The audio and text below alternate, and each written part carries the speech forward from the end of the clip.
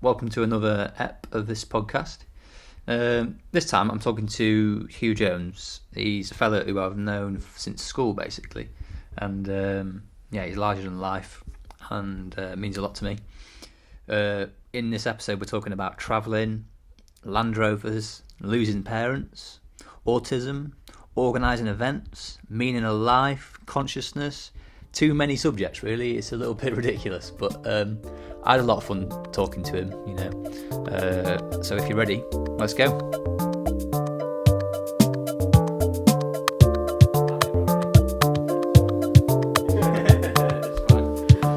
Yeah, I know, it's an interesting thing,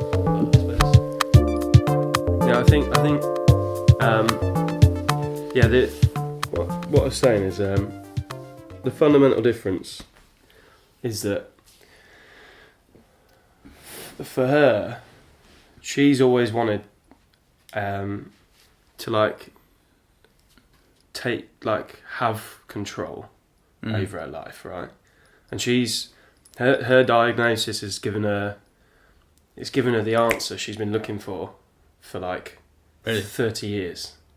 Wow. Imagine being told How old is she? she's 30. She's going to be 34 in May. Really? She does not seem 34. It's mental. No. So weird, not isn't at all. But so she's finally got all the answers to why she does things and why she thinks about things. Whereas what it was for me is that from 5 or 6, all of me decisions and all the control that I had was portioned out to fucking adults. Yeah. So it was someone had to control what medication they were going to give me. Someone had to control, how I had to behave in the classroom, or what support I needed, or whatever else. For me, my diagnosis just meant that I was A, different from all the other kids, and B, everybody else had to control my life all the time. Yeah. So there's no good way or bad way. It's just been two completely different journeys to the same point. Yeah. And for years, I've not wanted to fucking know about it. I've always tried to because your brothers, because we're talking about Hugh's brother, and his brother's got what is he technically diagnosed as? ASD, so autism. Yeah. Basically. Has that made you feel like you don't want to approach it? No, not so much. I mean, it's always been more obvious. I feel like this is the fundamental difference between me and Owen. I feel like Owen's difficulties, at least growing up, have been more obvious. Yeah. And more, they've affected him in a different way. Yeah. So but now, you've known him for what? 15, 16, 17, 17 years? Not long after I met 10 you, years really. Or something, whatever it is. Yeah. And he's a different bloke now. So he's found a way to manage the way that he sees the world and the way that he interacts with things. The way he is, yeah. And he's actually he's just an upstanding chap. Yeah. So he knows what he likes. Yeah. But happy to get on with it. But I think now he's just a confident adult, and he knows how to. He never used to know how to deal with people or anything like that. But I think some of that can be learned. You can't take away your brain chemistry. You can't change the fact that you're wired differently. But I think you definitely learn that, man. Yeah, I think exactly. I've learned that as well. Doing just through my work, really. Having to work with suppliers at work, and then also I kind of see this as this podcast thing as a way to improve that side of me. Because at Pyramid, I'm gonna have to move into doing a bit more of that, working with people instead of just on my own doing my own thing. And I feel more confident about it all the time. Yeah. Because I know that this is actually teaching me that as well. Yeah. But yeah, I mean, you're different to Owen in that way, because Owen plasters himself on the internet and he's happy to. Do you know what I mean? Yeah. And I've always had a bit of a struggle with that. Yeah. And I know you don't like doing it, really, do you? No, not at all. But I didn't used to like doing it. But now I'm kind of getting to the point where it's doesn't matter, does it? No one really cares if I'm trying to People probably just think, it's nice, he's trying to do something, or Yeah. he's showing us how he feels, or what he's doing, or whatever. The thing is, though, I like it when other people do it. Yeah, you enjoy looking at what other people do. Yeah, and even if it's like I like it when I'm involved with shit. I just haven't really like, got it in me. The whole. There's no reason to or not to. Really. Yeah, it's just like, I mean, obviously your brother's trying to he's trying to do something, and obviously the thing he's doing needs to be online nowadays. Yeah, like that's the way it works, isn't it? At least part of it, and. But he does a really good job of doing it. He does, yeah. But I think it comes from, and honestly, I believe this. I think the struggles that he's had have only, because he's a clever lad. Yeah. You know, he's probably he's cleverer than all of us in a lot of ways. Yeah. I feel like the struggles that he's had have made him all the more confident at this point in his life, than someone that may not have faced the same kind of adversity. Yeah. You see what I mean? Yeah, so if you don't have the adversity, then you don't. You don't have to ask the same questions about yourself or the questions about the way the world works. You know, and you can hear that. Honestly, you can hear all that in his lyrics. Yeah. Because he thinks about all of the things that, the deep questions and about the mechanics of the society we all live in. Yeah. But he thinks about it in a different way, but you he does think about that, because that's in all of his songs. Have got so much. They're so true. There's so much truth in them, isn't there? Yeah. And you can tell there's genuine thought behind them. Whereas some rappers definitely they talk about bollocks. They just talk rubbish, don't they? Most of them do. Yeah. And at least he's doing something different. You know what I mean?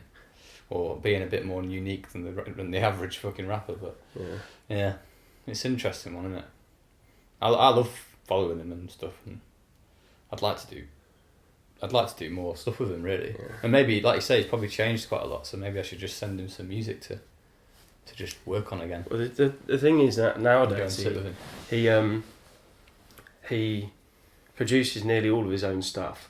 Yeah. So I can't remember whatever thing it is. Yeah. He usually makes the beats. Yeah. And then he goes to the recording studio in sort of Highcombe Way. It's near the MKM's Park, or Lyndham's Park. Yeah, I know you mean. There's a fella down there. So he's been going to him for years. So he goes there and then records his vocals and that, and then the fella puts it together. Yeah. So does he help him master the tune as well? Yeah. He does a bit of that. Yeah. Like sorting out the levels, all the shit that I don't understand. I don't understand it either. Yeah. I would like to know more about it. So I should probably go along with him. But yeah. So yeah, he does that, and then he gets it all sorted. That's a good way to do it. It's good that he's getting people to help him to do it. Like you found though, and what Owen's doing more recently, and this is a confidence thing. He won't think twice about hearing some other artists. He's worked with lots of other local people. Yeah.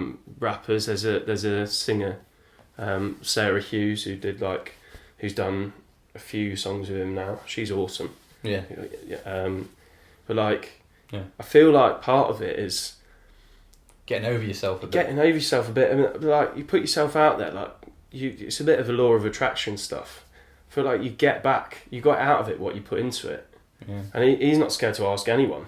Oh, I liked your tune. Do you want to do a verse for me? Or wouldn't mind if they ignore him, or I'm not bothered. Yeah. You're not bothered.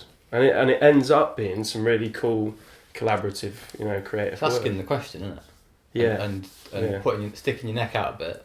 And I suppose the advice for a lot of people and people probably hear it a lot, but it's just starting, isn't it? You just got to start. You can't go from 0 to 100 and be an amazing musician or whatever. No. You have to literally get down in the dirt and work with all the different people around you. Start with what you've got, And take a few knocks. Yeah. And learn how to take criticism. Yeah. Well, people will criticise it. It's art, isn't it? Obviously, yeah. It's the most criticised thing. Yeah. So, I suppose it's good luck to him, mate, I think. Yeah, me too. I don't see him ever stopping doing it. He's just so determined. No. And in fairness, he's going from strength to strength with it. Yeah. He's he just had his like headline gig for the Yellow Belly Records. Yeah. The first time he's done it. Yeah. Properly, like it's his thing. It's his event, and he chose all of the artists to support him. Yeah. And he's actually working on some songs with some of them. So it's really just the. How's he fit in with work? Like, is he working like? Because he's relentless. Yeah. I reckon he. I'll take credit for that. I'll do. He gets that from me. Come on, mate. Just keep giving him shit. I mean, he's just come off for like an 11-day stretch at work. Really? Yeah. And he just had one day off. He's back in for 5 days. Shit. But I think like for him, like the time. Interesting question for him actually, but the time like in between, I think like he just compartmentalises whatever's, and because he's so passionate about the music and that, it doesn't feel like a job then. It doesn't matter if you're passionate about it. I think I've realised it's like about working with people and stuff. I've realised like after we've done this podcast, like I will enjoy editing this. Like, it'll be really fun, and it's because I know there's a person I know in it. Do you know what I mean? I'm doing it. I'm almost doing it for you in a way, slightly, and it's just nice to do things for people or with people, isn't it? And like that's what I love. I loved making music when I was younger, but what I didn't realise was that you can't. You've got to involve people in it because that's what it's about, isn't it? It's about what you want to know what other people think of it and make it better together and all that sort of thing. So like. It's good that he's learnt that and he's spreading his wings and like meeting people and stuff because I've got to do that. It's like networking. It's a cheesy term, but like but that's what it is. Yeah, it is. Yeah. And the thing is, especially I think what he wants to do is like conquer the local scene. Yeah. And then move on to the next one. Yeah. And then conquer that scene and then move on to the next one. And the thing is, you don't get anywhere in a local like society without working with people. Yeah. Because as soon as you get one pub guy who runs an open mic who thinks you're a dickhead, you're a dickhead then. You know what I mean? So he's going to tell his mate, fucking Simon at the pub, who runs the other open mic, don't get this guy because he's a knobhead. You know what I mean? Like you've got to be. I think some of it does come down to I think you just got to be a nice guy. Yeah. Yeah. But I think about that a lot now. I think it's the society we live in like wants you to just it makes you think you should just be taking all the time. Yeah. But really like it's so much about giving. Yeah. I always mention I've probably talked about Brian Eno on like 2 other podcasts already now, but he says he's a pretty mad guy, but like one of the things he says that really resonates with me is that he thinks that humans are basically one of their main things is about surrender, and the fact that we like when we surrender to someone and like give in almost. And I don't really fully understand what he's saying. I think it'll take me a few years to understand it, but like I guess what he means is that you give in to someone else and you sort of you're not trying to take, you're just trying to let go and absolve the sort of power, let go of the power. Now, if you think about it, in our culture, most of the encouragement is to take control. What we like doing, and that's the reason we enjoy sex, drugs, art and religion, what we like doing is surrendering. They're really all ways of losing me. They're ways of losing yourself. One of the things I want music to do is to offer people the chance to surrender. I think as well, everything that we do is based around a hierarchy. Everything's politics. It's really difficult to be like that when completely like level with everyone. Yeah, from what we like know as children, what the first thing we learn is that like certain people, like from babies, the first thing we learn is that people have power over you. Yeah. And then you learn that when you're going to school, then you learn that when you go up a certain year or a certain level or a certain age, then you have power over someone else.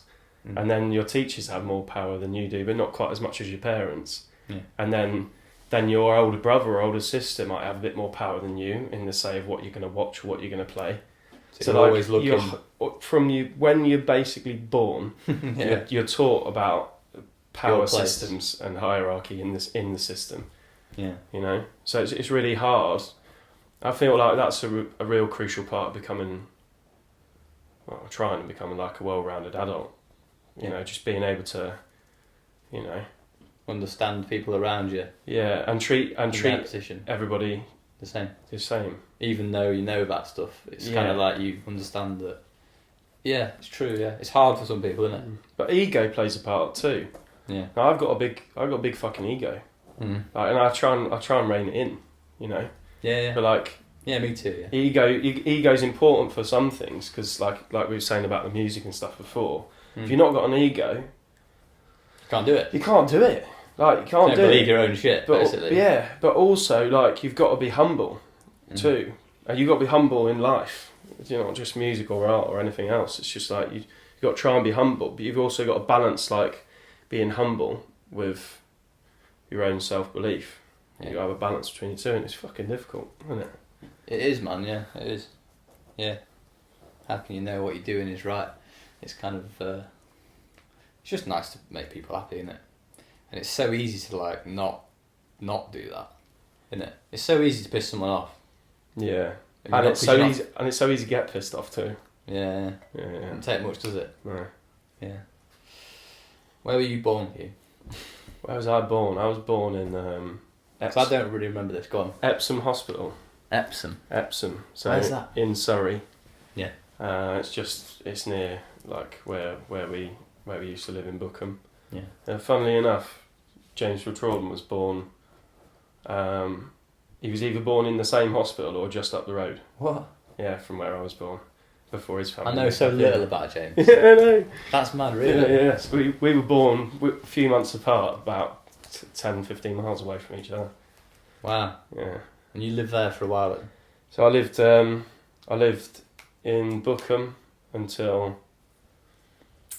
I think I was 8, and we lived on it was 30 Overton Way, KT 234ND. I still remember the postcode. And then obviously we sold our gaff when we didn't have a gaff to go to. Really? So we sold up the house, and that's why we ended up living with the Travellers. How long did you do that for? So we were living with the Travellers, I think it was about 10 months. Wow. So we were living... Right nearby there? Yeah, so in a place called Effingham. Yeah. Yeah. It's a good place. It's a good name, isn't it? Yeah, yeah. Sounds like you're swearing at someone. Yeah. But yeah, so we lived there with a family called the Brazils, and they were a really close-knit family of travellers. Set of fucking nuts with it. Yeah. And, Brazil nuts. mate, I tell you what, it was pretty nutty. Yeah. But my mum used to clean at a school called St. Teresa's, Yeah. and she used to work with a lady called Sheila Brazil, and she was one of Big Billy's daughters. Yeah. So Big Billy Brazil, he was the honestly, Billy Brazil, he was the honcho. He was like the head man. Yeah. And Sheila was one of his daughters. So when they were chatting and that, and Mum said, we sold our place, she asked Sheila if there was a caravan.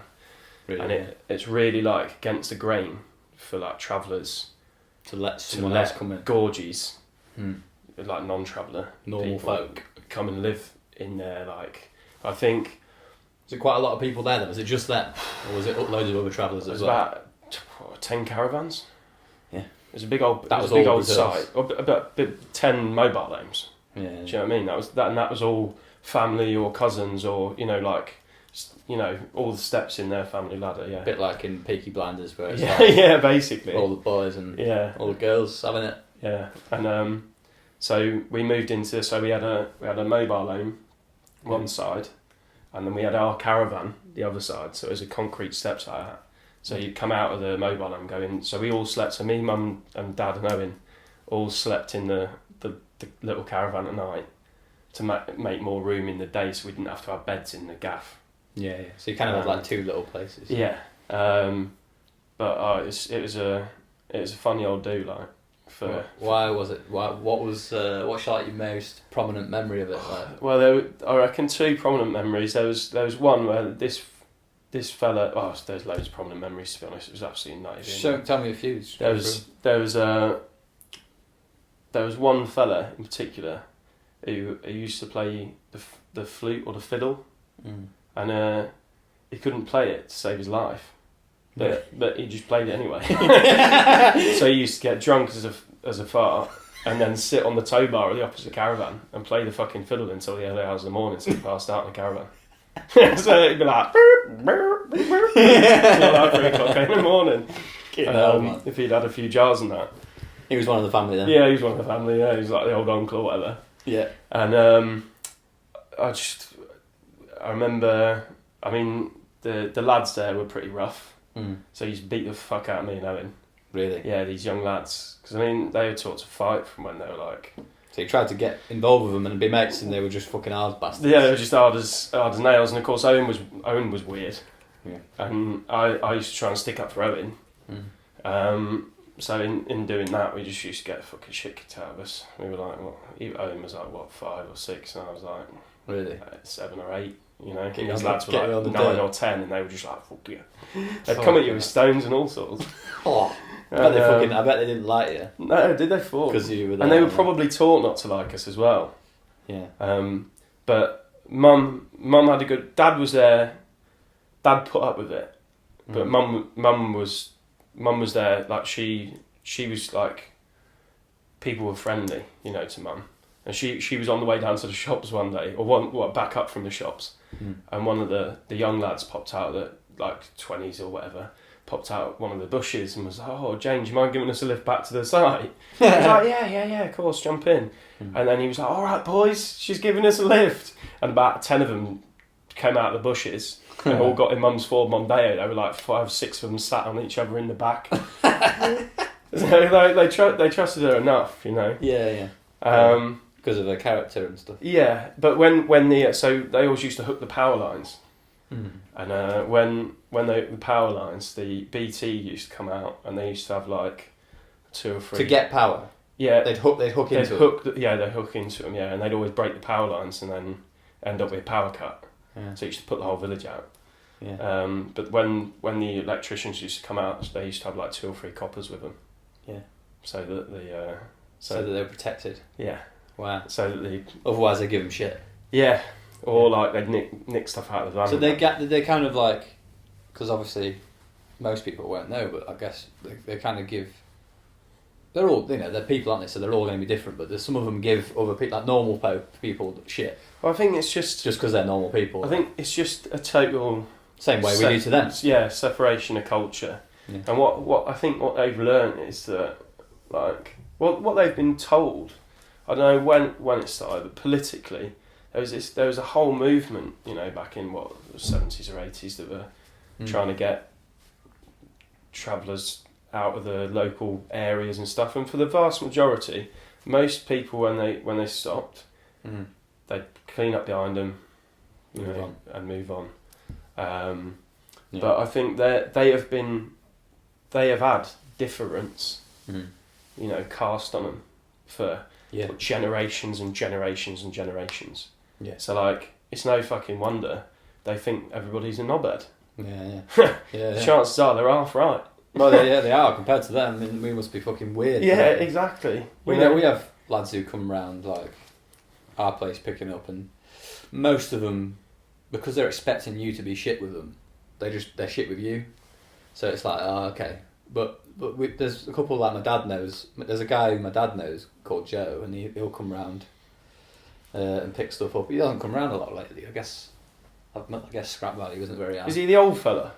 He's an old fella, got grey hair. Yeah. He's quite a big lad, and he's got a catheter as well. Oh, is he? And but yeah, he's like a nice lad. He knows we're all right. Yeah. You know what I mean? And he knows my dad's all right. My dad's very like open to all like people from different walks of life and that. So he's like, he's all right really. I quite like him. And I suppose it's just getting to know him on a personal level is that's all you need to do, isn't it? Really, it's just that they're really different to you, aren't they?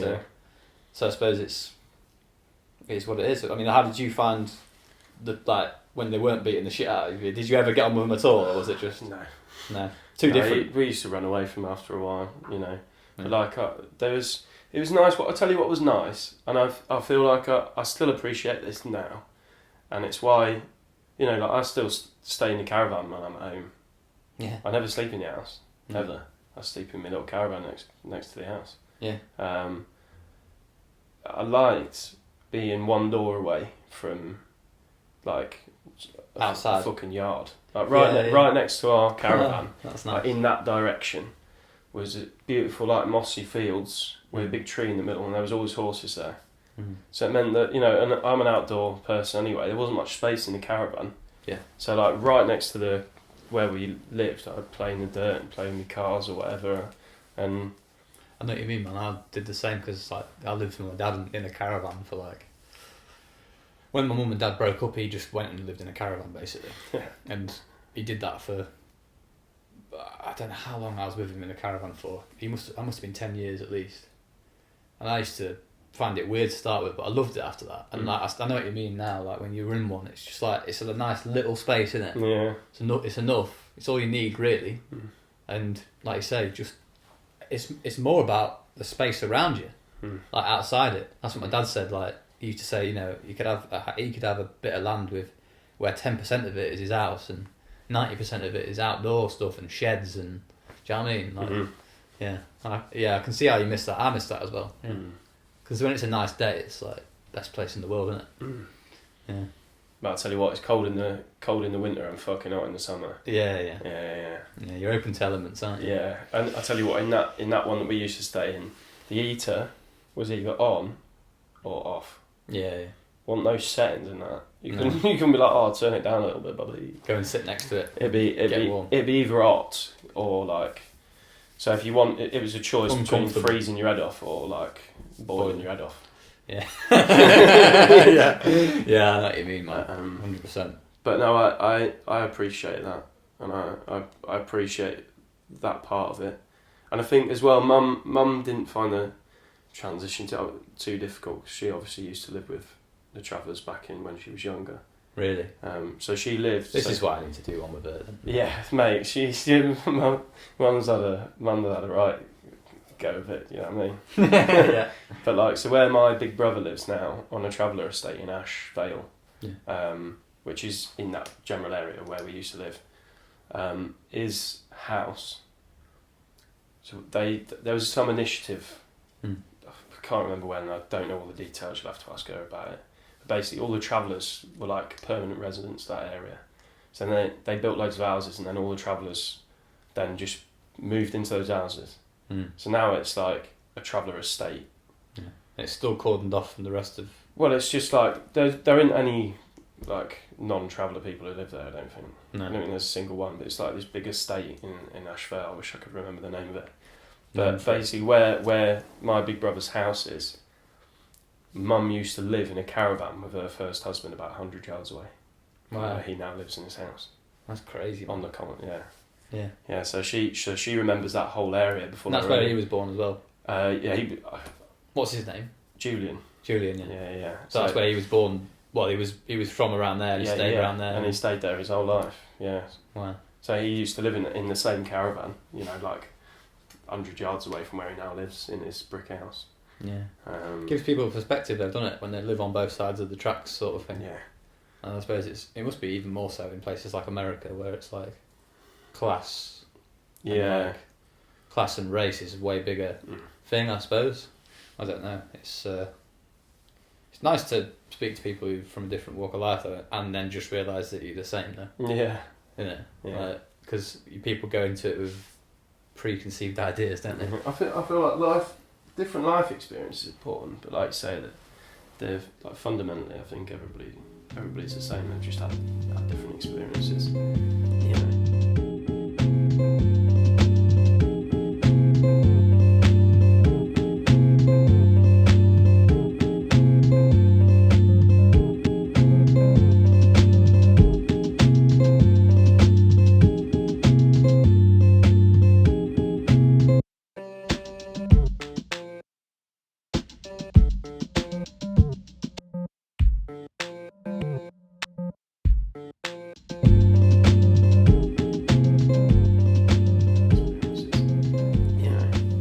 I think nurture. What do you think about nature and nurture? I'm 6 of one, half a dozen of the other. I think. Really? I feel like there's certain things that are innate when you're born, like some like genetic things, but the way you. I watched an interesting podcast with this fella Gabor Mate. Yeah. And he was talking, like we were saying before, about the ADHD and autism and that. Yeah. And his theory is that like ADHD comes from generational trauma, right? Not from like The individual genes and whatever. Yeah. But like, I feel like if you look at your parents before you're even born, you can have a little guess at how someone's going to turn out. Yeah. You know, and I feel like obviously the nurture aspect comes into that a bit as you go through life, because who do you look to? You know, you look to your parents, don't you? But I feel like fundamentally you're going to end up somewhat like where one you've of come your parents from. or both Yeah, of them. yeah. Yeah. So I feel like it's a combination of the two. That's kind of nurture as well, though, isn't it? Because your parents have their own characters and like mindsets and that. Yeah, I guess so. I think it's all nurture. Pretty much all nurture. Yeah. I don't know. I'm not basing that on anything. It's just a fucking hunch. But like, I feel like if you put the same kid, if you could do that and put the same kid in two completely different situations, they would just be completely different people. Like, almost unrecognisable. I suppose there'd be things about them though that would be the same if they were a clone almost. Like. I feel like it like. But, I mean, there's certain things about human nature, and like we've got stuff that can't be nurture anymore. So we've got innate things about when we were like fighting, you know, mammoths and shit. That are still innate in us. Yeah, we still. I can't even think of a decent example. But it's like fire, isn't it, and stuff. When you see fire or basically sex, like. Yeah. When you feel like you want to have sex with a woman or a man or whatever, and it's just like it's just primal feeling. Exactly. So those are innate functions, right? Yeah. And I feel like that doesn't come from like nurture. That comes from like something that happened a long time ago. You know. That's from, like your makeup. Yeah. Yeah. True. Yeah, that's true. Yeah. Yeah, it's true. It's probably true to say that it's pretty 50-50, really. Well, yeah. I mean, to be honest, I think I probably agree with you for the most part. I think we've changed. I think society's moved towards nurture. Yeah. Do you know what I mean? Because like the way we change ourselves now to fit this society. Do you know what? I think that's the point. I think there's more changeability now. Like before, if you didn't fit the mould of like, if you weren't any good at killing out and you couldn't light a fire and you didn't know how to keep warm and that, you'd just die. It wasn't like, oh, I'm going to be alright at reading then. Yeah, you know what I mean? I'm going to be good at football. Yeah. No, you're not. You'll just get fucking eaten.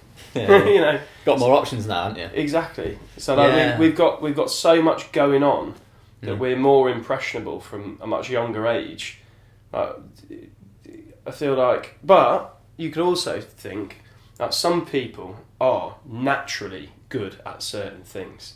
Yeah. So like some people have got 2 left feet, never going to play football. And you see these kids online who are like 3 years old and like the rainbow flicks out the red, jacked and sick like Messi. You know, I'm never going to be that good. Yeah. And I'm not that way. Not pretending that you will be. Yeah.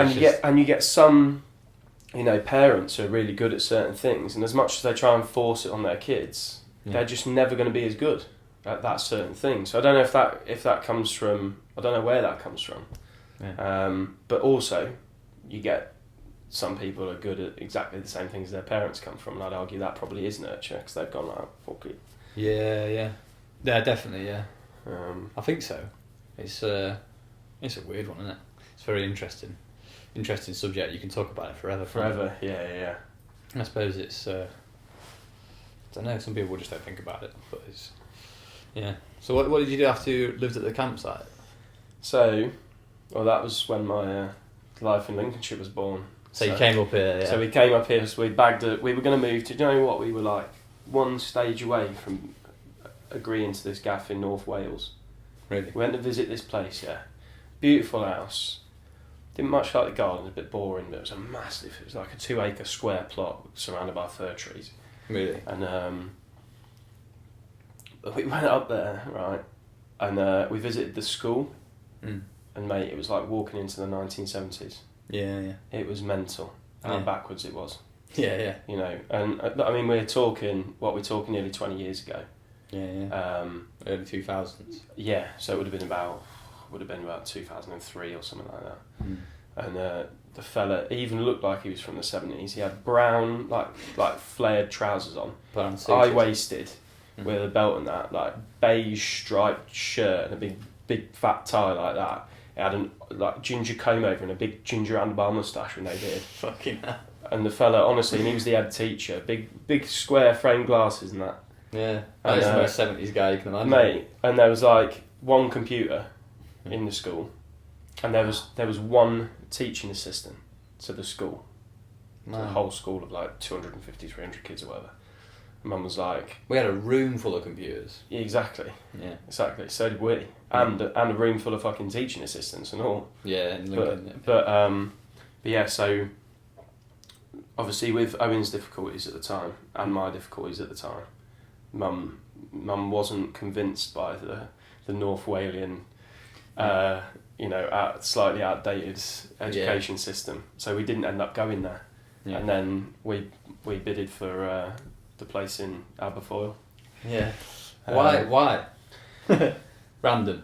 No link to your dad or your mum at all. Far away from the south. That was the cheaper, and also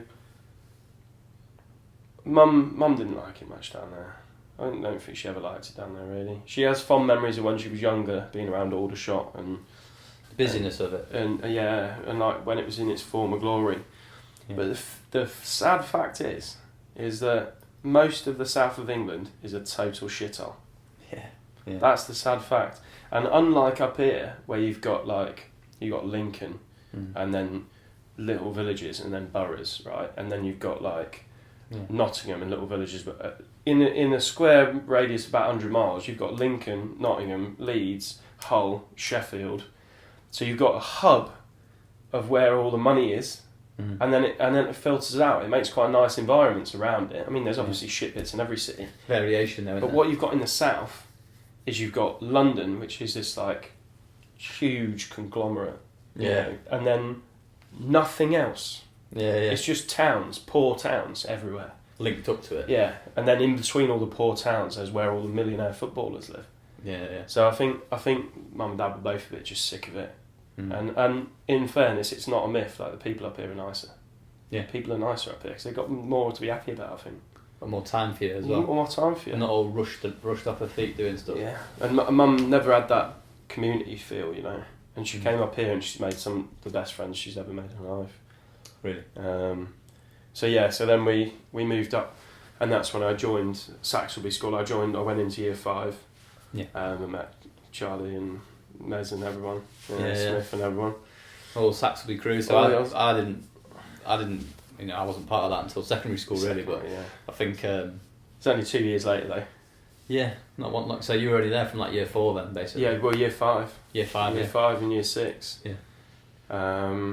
Yeah, so it wasn't long, was it? No. I can't remember when I first spoke to you at secondary school. It was probably pretty early on. It must have been. Yeah. Maybe when you were fucking about doing music and that. Yeah, maybe. But I just mad in it. I can't remember. We all used to knock about, didn't we? Yeah. There was like a group of like what 25 of us. Do you always get on with all the lads from Saxelby? We went to Saxelby School straight away. Or did you feel like a bit of an outcast to it? Because of your upbringing, and I did when I was in primary school. Because I lived in a caravan. Yeah. I used to get a lot of shit, especially off James. James Patrolman used to give me a lot of shit. But we did also like, because of that, because we kind of understood each other, we got on as well. Yeah. Like later on. But I reckon because I hated everyone in the south. I didn't understand kids. I thought they were all a waste of time. I thought, and because I was around adults so much, and to be fair, Mum and Dad did us both a favour, because they used to talk to us like they would to anybody else. They didn't do any of that like bullshit talking to you like you're a child. Like an adult straight from the get-go. Yeah, so I just didn't get along with other children. But then I came up here and then realised the children were actually nicer. I don't know if that's something to do with like parents or whatever situation everybody's in, but I got along with the lads pretty much straight away. Really? And then that was that. Yeah, straight in. That's nice. I think they probably all thought I was a bit odd. Yeah. And obviously I had a lot Still more... do now, then. Yeah. I think my accent as well was a bit stronger back then. It can be good for you though, can't it? Yeah, I think so. Use it a bit. And I tried to hold on to it actually. So I realised then, like, kudos to the lads to be fair, but I realised then that being different wasn't bad. I didn't mind being different so much. No. You know. Yeah. Because even if they were taking the piss, like they were taking the piss in a friendly way. Yeah. So I didn't. Ribbon. Yeah, I didn't feel bad about being different in any way. I like that. I like it. I like being able to take the piss out of each other. It's fun, isn't it? Yeah. I think it's really good, and it's good for like character building. And yeah. You know, me and Tess were having this conversation recently, and like, if you make it through school with your mates, then you can pretty much take it from anyone about anything. Yeah. And you'll be better for it. Yeah. And like, you show your mettle.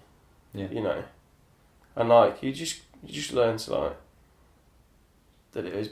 Take it. Yeah, just take it. It's fine, isn't it? And people only ever... I mean, if there's always a bit of truth behind any of it. Yeah. And like, people only ever do it because they're maybe a bit insecure about something about themselves. Mm-hmm. So it's like, it's fine, isn't it? And you know that. People know that. So it's alright. It's all a good laugh, isn't it? Do you know what I mean? I used to get like... sometimes you get quite upset about it when you're younger. It's too much, isn't it?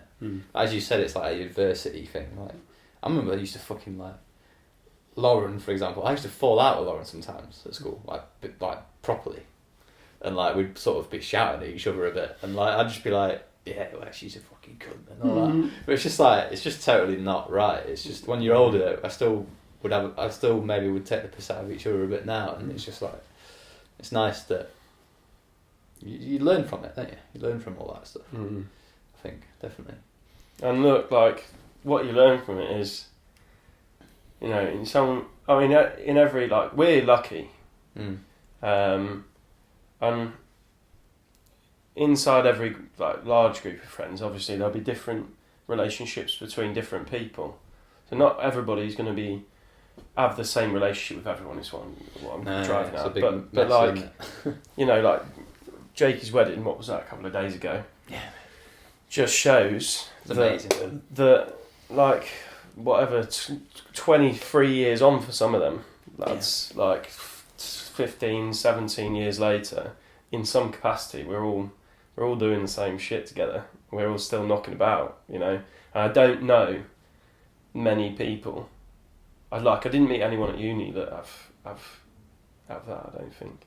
You can't replicate it, can you? No. I don't think. Maybe you could probably, you know, it's possible that you can meet someone in your later life and end up being like best mates with them, but it's kind of you got this history that you can't replicate. I don't think. But I'll tell you what it does do, and we were talking earlier, weren't we, about like confidence and and you know, meeting new people and that. If you got a solid foundation, got a good solid group of mates, then it makes you more.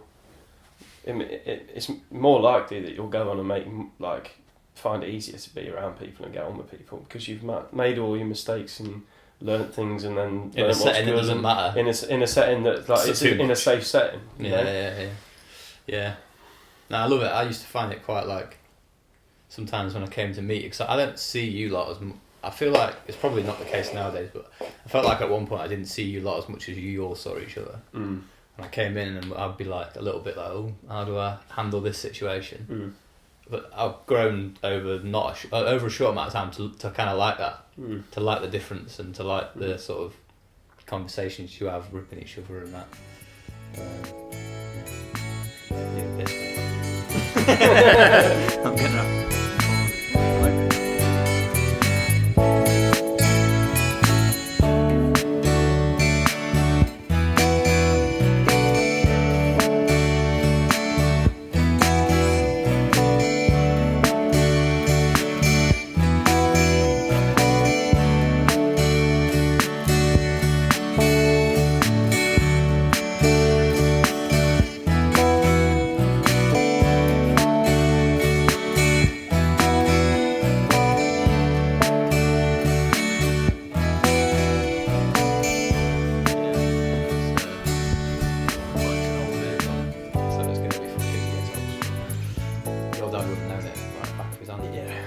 It's had all the, little bits and bobs done to it. When Chris did it, like redid it. Yeah. He reconditioned the brakes, serviced the brakes and the clutch and everything, new spark plugs, new carburetor, all that kind of stuff. But the foundation of the work that he did was on the outside. He did all the electrics, new leaf springs, did all that kind of work. But it wasn't like an engine rebuild. It wasn't like a reconditioning or like an overhaul of the engine. It was just like sorting it out, cleaning it up, new oil, new fuel tank, that kind of shit. Yeah. But I mean, I suppose there's only so much you can do. Yeah, without being a new vehicle. Yeah. And the thing is, last time we ran it out, it was the sweetest it had sounded in like nearly 20 years. It was absolutely beautiful. I think it's been stood. These things just happen. But the good thing is, it's probably not that difficult to sort out. So it's a Land Rover from the 70s? So it's the actual... So the only original parts on it from the original service book are the front panel and the bulkhead. Really? Everything else have been added on or taken off or added on, but the original reg is 1960. 60? 1960. Shit. So it's 60. When did your dad get that then, do you reckon? I think he probably got it in either 79 or 80. And he's had a myriad of other things alongside, but that's the one that's been the constant all the way through. Yeah. And it's had like 4 different rebuilds, different engines, really different. Yeah. It's been a truck cab, a station wagon. It's been a rag top. It's been all sorts. He's done everything over the years. Yeah. And when he used to he used to race it, and trial it.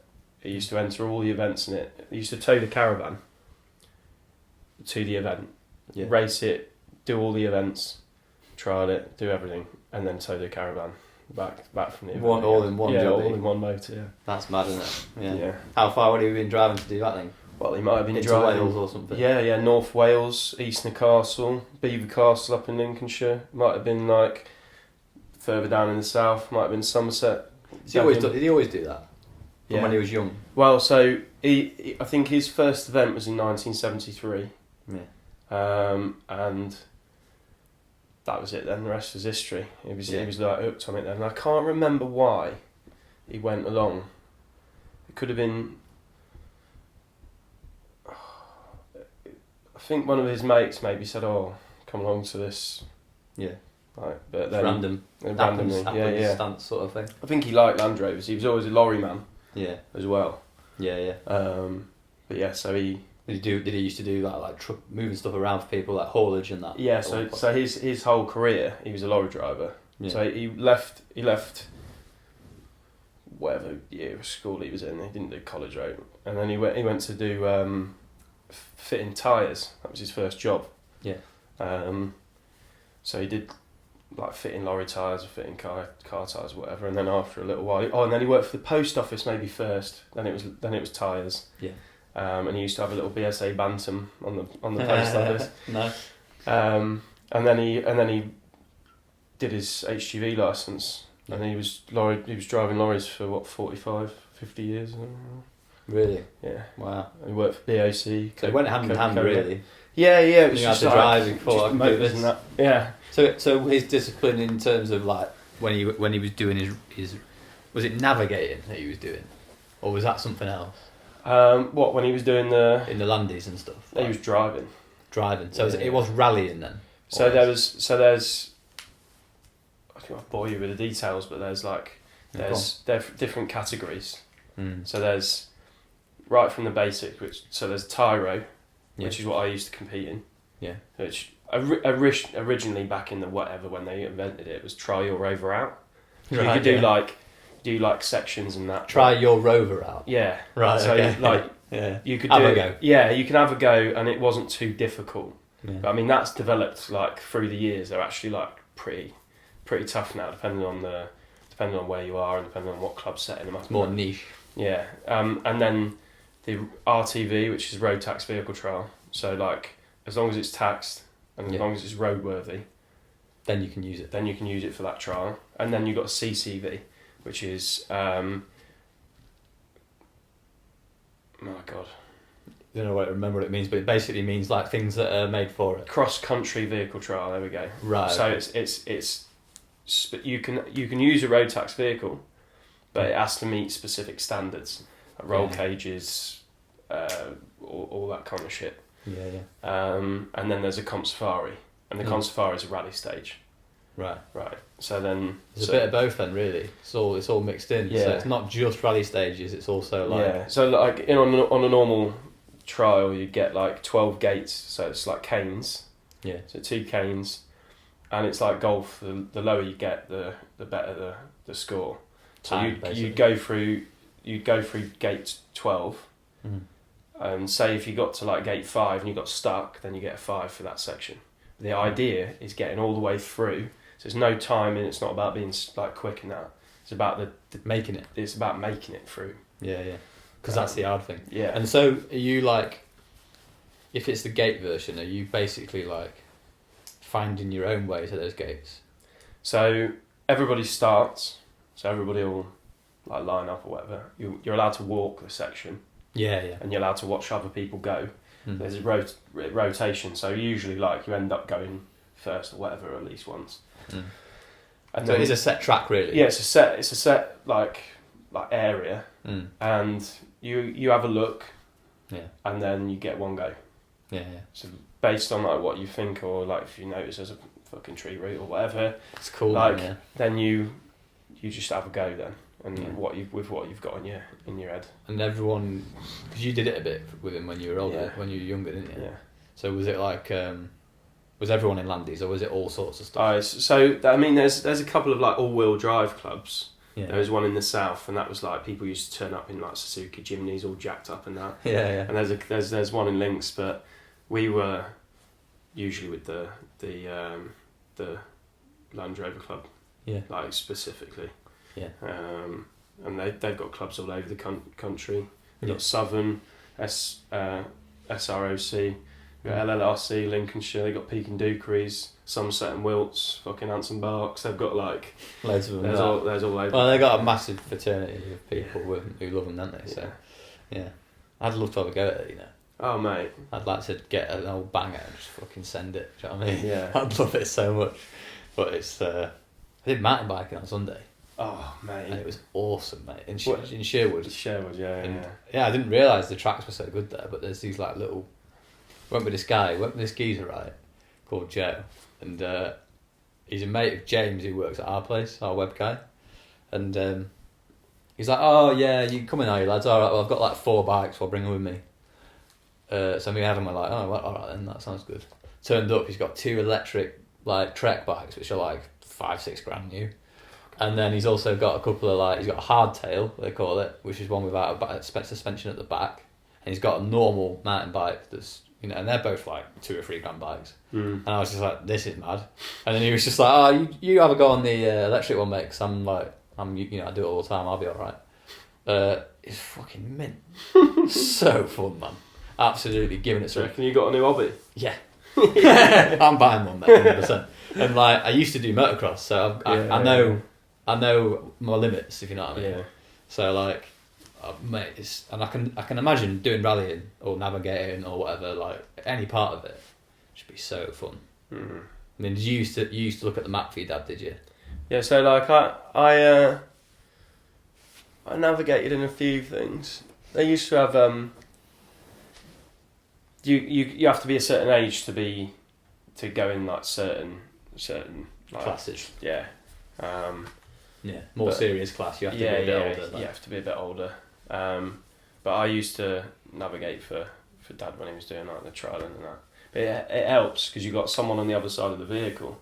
Like, it's all very good having your mirrors and that, but like it just helps you out. If you've just got someone leaning their head out the window looking at where they're, you know, what you're going over and can you get past that or whatever. Yeah, and I suppose it's like, obviously when you play rally games, we play them, aren't we? Like, it's different things. Yeah, you can people see going flat out, but like all those little notes you hear, you're kind of subconsciously listening to them, aren't you, while you're going along. I think most of my successes were down to having Dad as a navigator. Like I said, I won 2 national championships. Really? Yeah, trophies. Driving the motor. Yeah. Shit, man. One was at. Because he was just. You think because he was so. Yeah, he was good. Yeah. Where did you do that? Yeah. Where did you do that? I think one was at Beaver Castle, I think, and one was. I defended the following year and won it. I can't remember where it was. Couple of years smashing it. Couple of years smashing it. Yeah. How far was the was it then? Was it like a good 10, 20 miles the whole thing? Well, like, it depends. Like some little bits of it are like only small, but so long, and some that might be a bit longer. But you usually have like 12 sections. Yeah. And there's 12 gates a section, so each section is like. The distance is irrelevant, really. The distance, yeah. It's more about like wherever the fucking gates are. You go. Yeah. We had an accountant who worked for us, called Rhiannon. I just never expected it. I was like, "Oh, what are you doing this weekend?" Because she was like a really good accountant. She came in to sort of help us out a bit. I was like, "Oh yeah, what are you doing this weekend?" She's like, "Oh, I'm off rallying." Like, I was like, "What do you mean?" She's like, "Oh yeah, I've got a little like MG."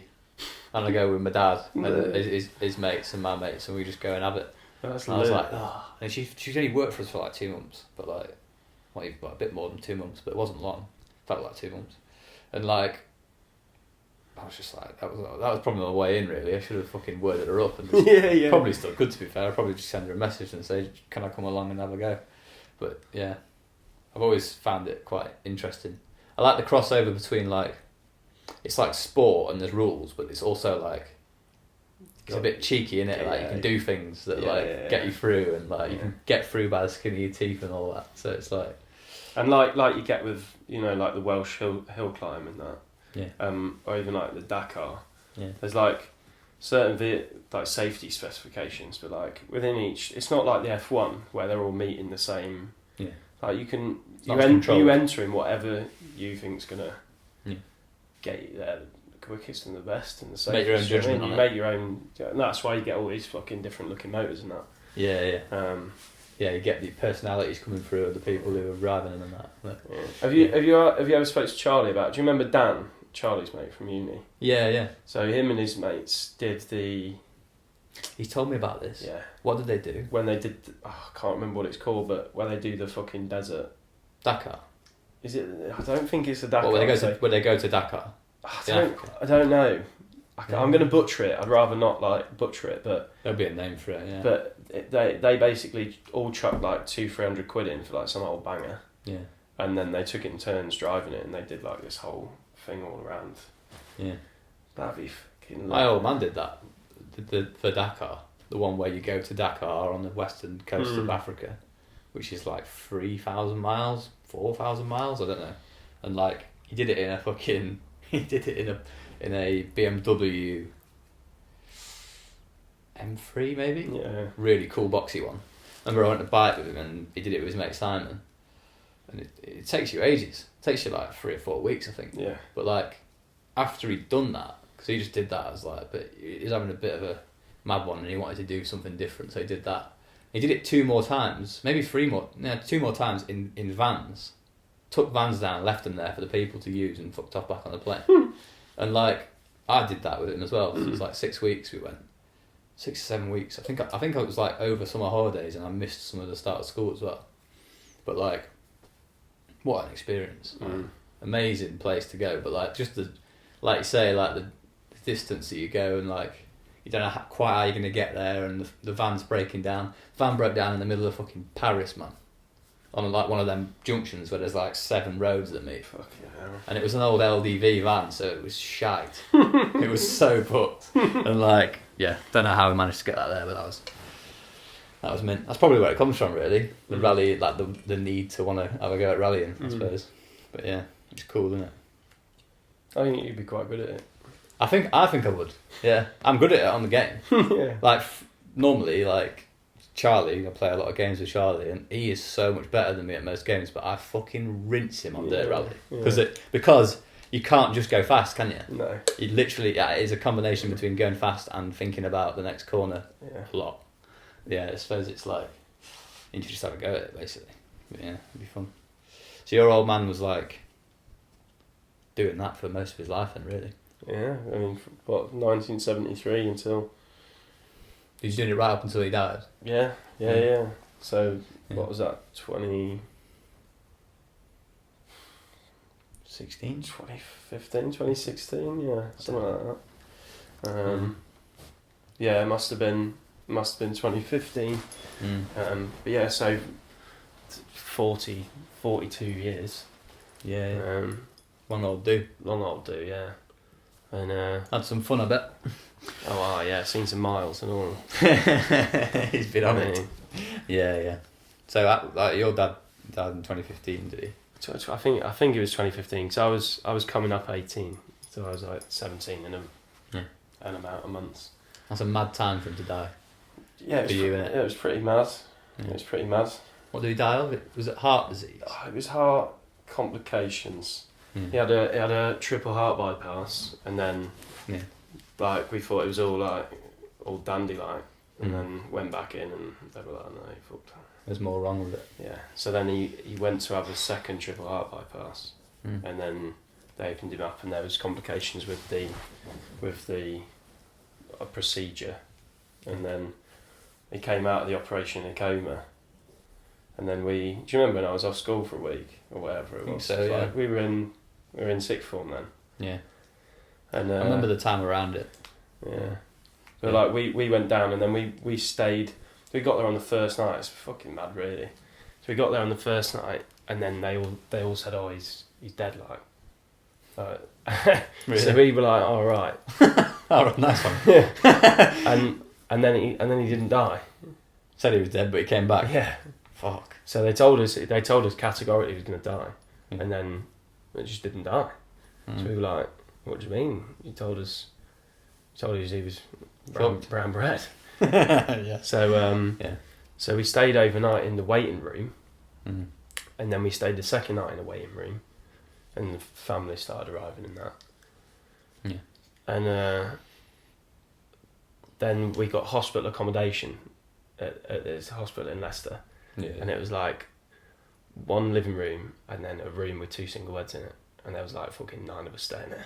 we were like sleeping on the floor and all sorts. Shit. We hadn't had a shower in about 4 days. We hadn't got any clean clothes because we didn't know how long we were going to be there. I just thought You just set off, don't you? Yeah, you just set off. And then like it started getting better in that. So then like the machine started coming off. And so when we first got there, it was like, like a complete plank of wood. And then a couple of days later, it was he'd like sort of move about, but he didn't know where he was. He was off his head, but he would like sort of move about and like with his eyes open and that. And they were trying to encourage him to like cough like the shit up and that. Move himself around a bit. Yeah. So he was there for I think it was 6 or 7 days. Yeah. On the last day, he was getting just like slowly better. Yeah. And so Mum was like, well, we can't just wait here for weeks and weeks and weeks living in the hospital. So we went home for a night, and me and Owen went back into school on the whatever day it was. The day after that. Yeah, and then I got a call from Mum after school, and we're like, I don't know how, but you both got to get here. So then I called Katie Odell. Yeah. And Katie Odell's mum. picked me and Owen up and drove us to Leicester. Yeah. And I think he died at like 6 o'clock and we got there at like 6:05 or something. Oh, man. But he got sepsis. So it was nothing. What is that? Sepsis is blood poisoning. Yeah. And then like once it's in your blood, of course your blood's everywhere. So Pumps it around sepsis, it pumps the like Shit infection around you. everywhere. So like he was actually like the original condition was probably getting better, and it was just bad luck from the operation, like where he'd had to be open for so long and closed, and there was an open wound in that. It's just bad. It's just dangerous, isn't it? It was just fucking shit luck. But to be honest, and like looking back on it, and I've said this to Mum, like, say hypothetically he'd survived from the state he was in. He'd been in a coma for nearly a week. Yeah. Half of his organs had semi-shut down. So He was on dialysis. Mm. Even if he had his wits, which he might have come out like a fucking vegetable anyway. Yeah. But like, even if he had his full capacity, like, and if he'd have been wheelchair bound, he'd as soon have been dead. Yeah. I know the kind of man he was. He'd have rather died. Yeah. You know what I mean? So he wasn't too bothered, really. In a lot of ways, like, having not been able, obviously you can't predict the future, or you can't predict what would have been, but I know for a fact that if it was a clear choice of dying in that hospital or coming out and having to be wheeled about for the rest of your life and someone wiping your ass, he'd have chose being fucking dead in the hospital. I guarantee that. So it was probably a blessing in disguise in some ways. Was he scared of it, or was he just kind of... Do you know what Mum said? That she'd never seen him scared of anything. Yeah. But she says that he thought he knew that he wasn't going to come out. Yeah, he felt because like obviously he had the feeling of what it was like being ill, and he masked it pretty well. But it was obvious toward that point because he couldn't do so much anymore, and he couldn't walk a certain. He knew my body's fucked. Yeah, so I reckon he knew that his chances coming out of there were limited. How old was he when he died then? Like 67. Yeah. My granddad was 70.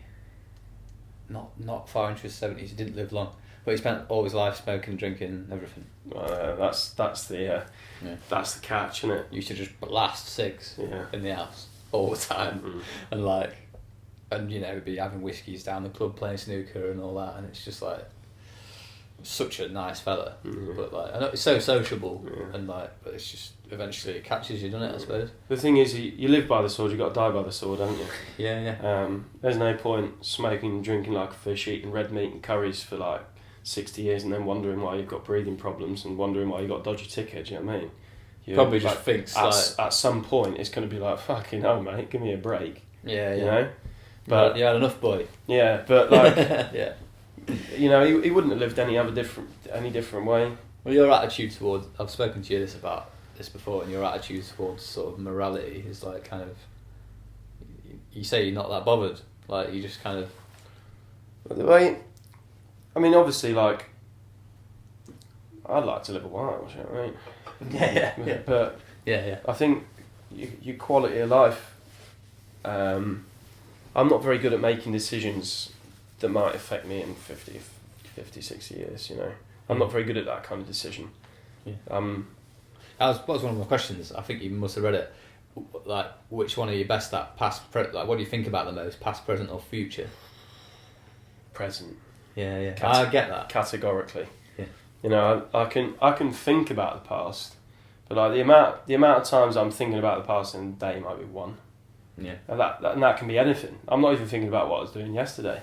No. You know, and unless like we're having a conversation like this, like I think about, you know, when we were living with the Travellers or whatever we were doing whenever time. Get a chance to dwell on it. You think about it, but like that usually actual events don't usually influence any of my decisions at all.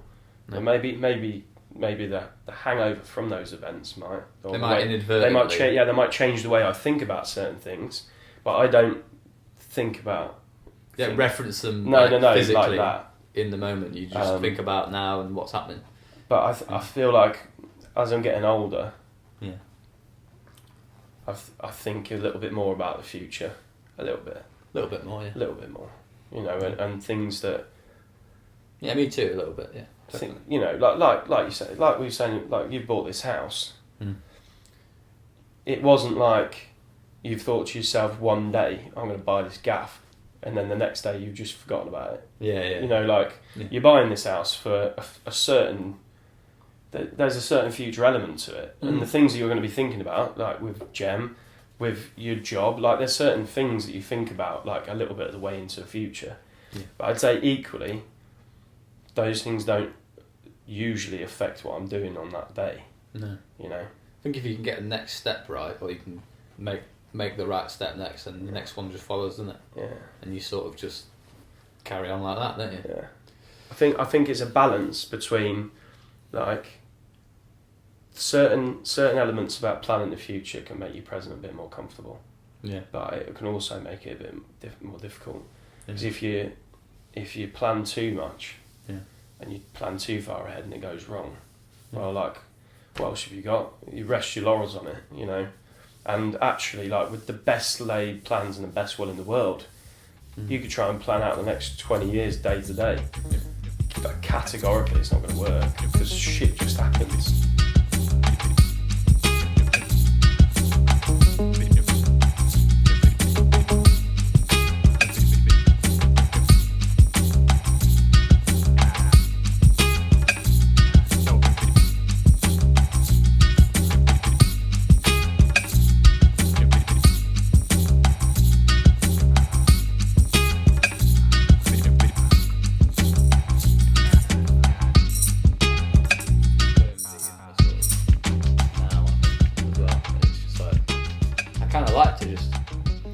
About this house, it's like I haven't got grand plans for this house really.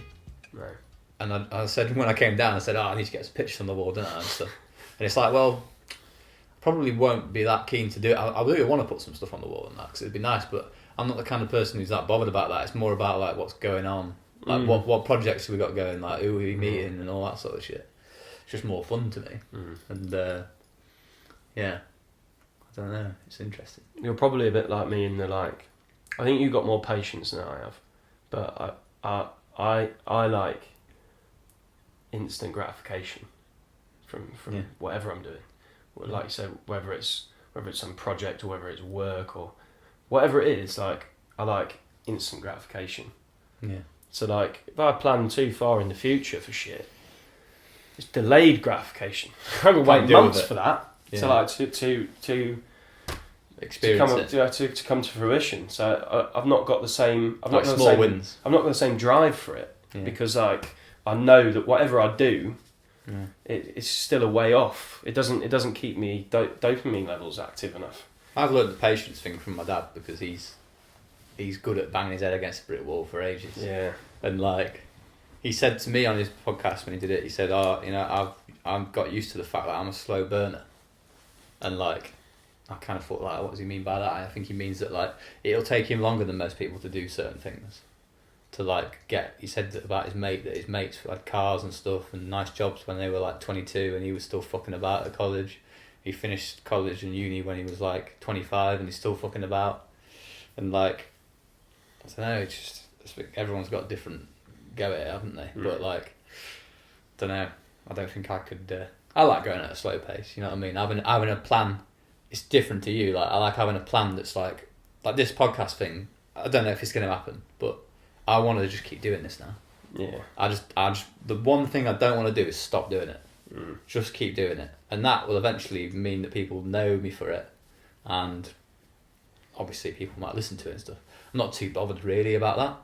I'm more interested in the fact that I'm doing something and I'm getting on with it, and like I'm going to learn the craft of it, and it'll teach me things in my life. But I suppose it's everyone's different. But the good thing about this is it's both.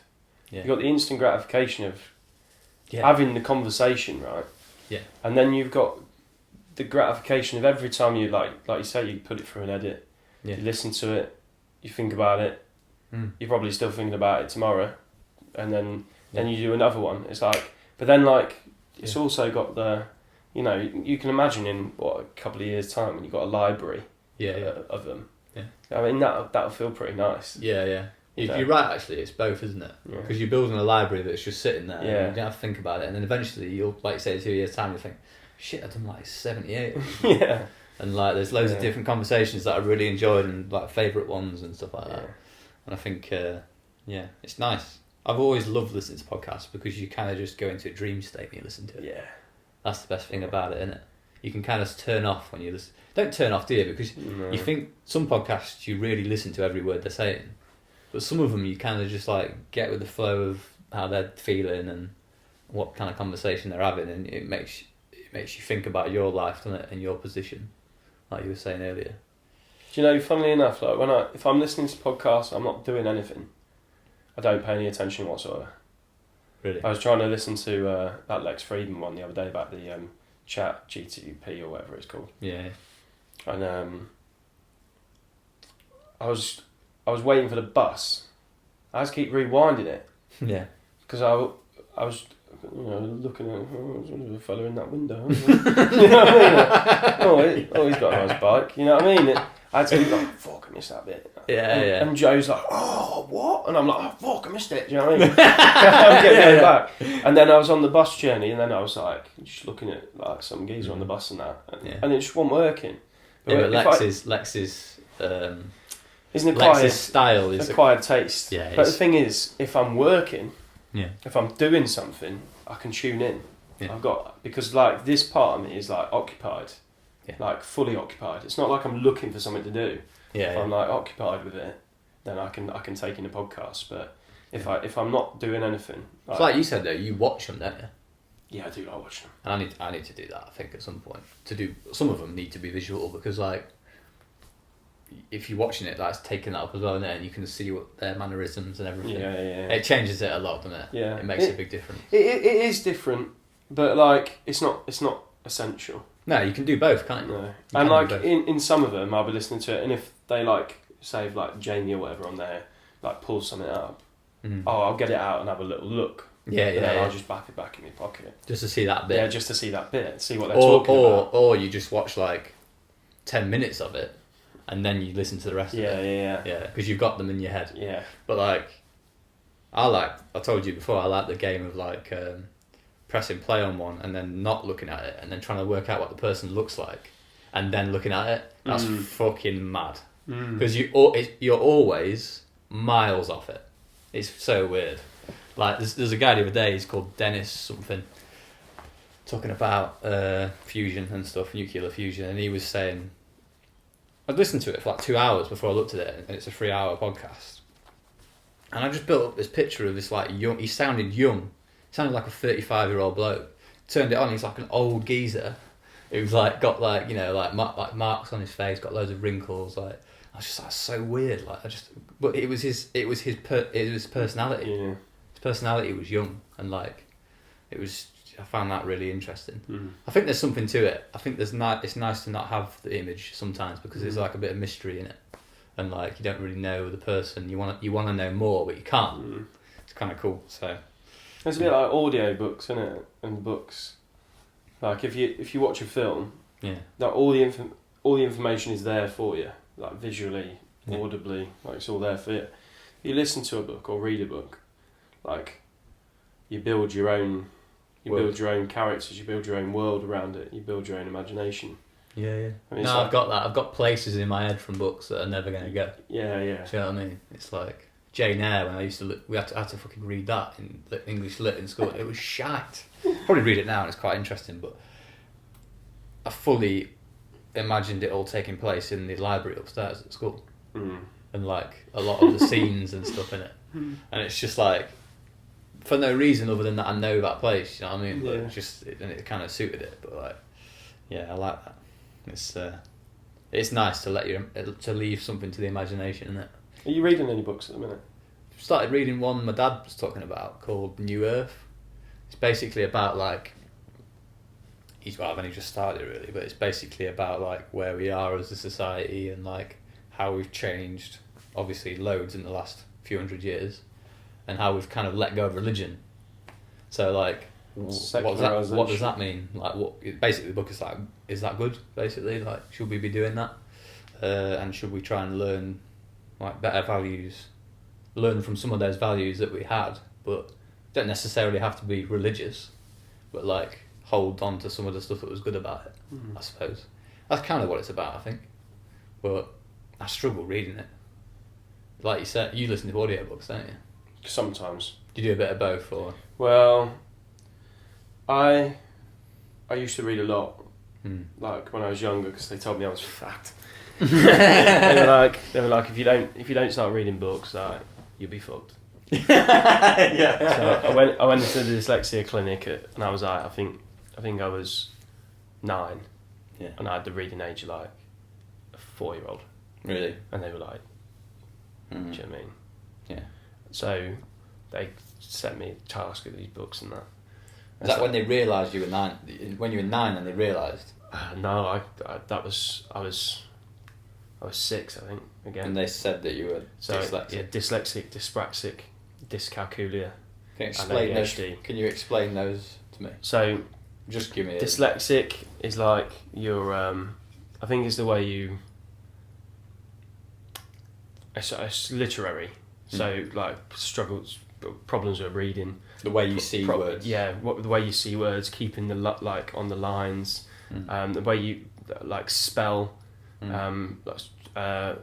problems with phonetics, and then like the putting the words back down. So like any written communication or anything like that. Yeah. And then dyspraxia is like basically it's like being clumsy, but like it's not being clumsy necessarily in the same way that you might like smash into that telly and that. But I used to have one of my real dyspraxic tendencies was holding the pencil too tight. Yeah. So you don't realise you're doing it. At school, I used to have bruises on the inside of my fingers where I'd be like trying to Is that write. Stress of not knowing?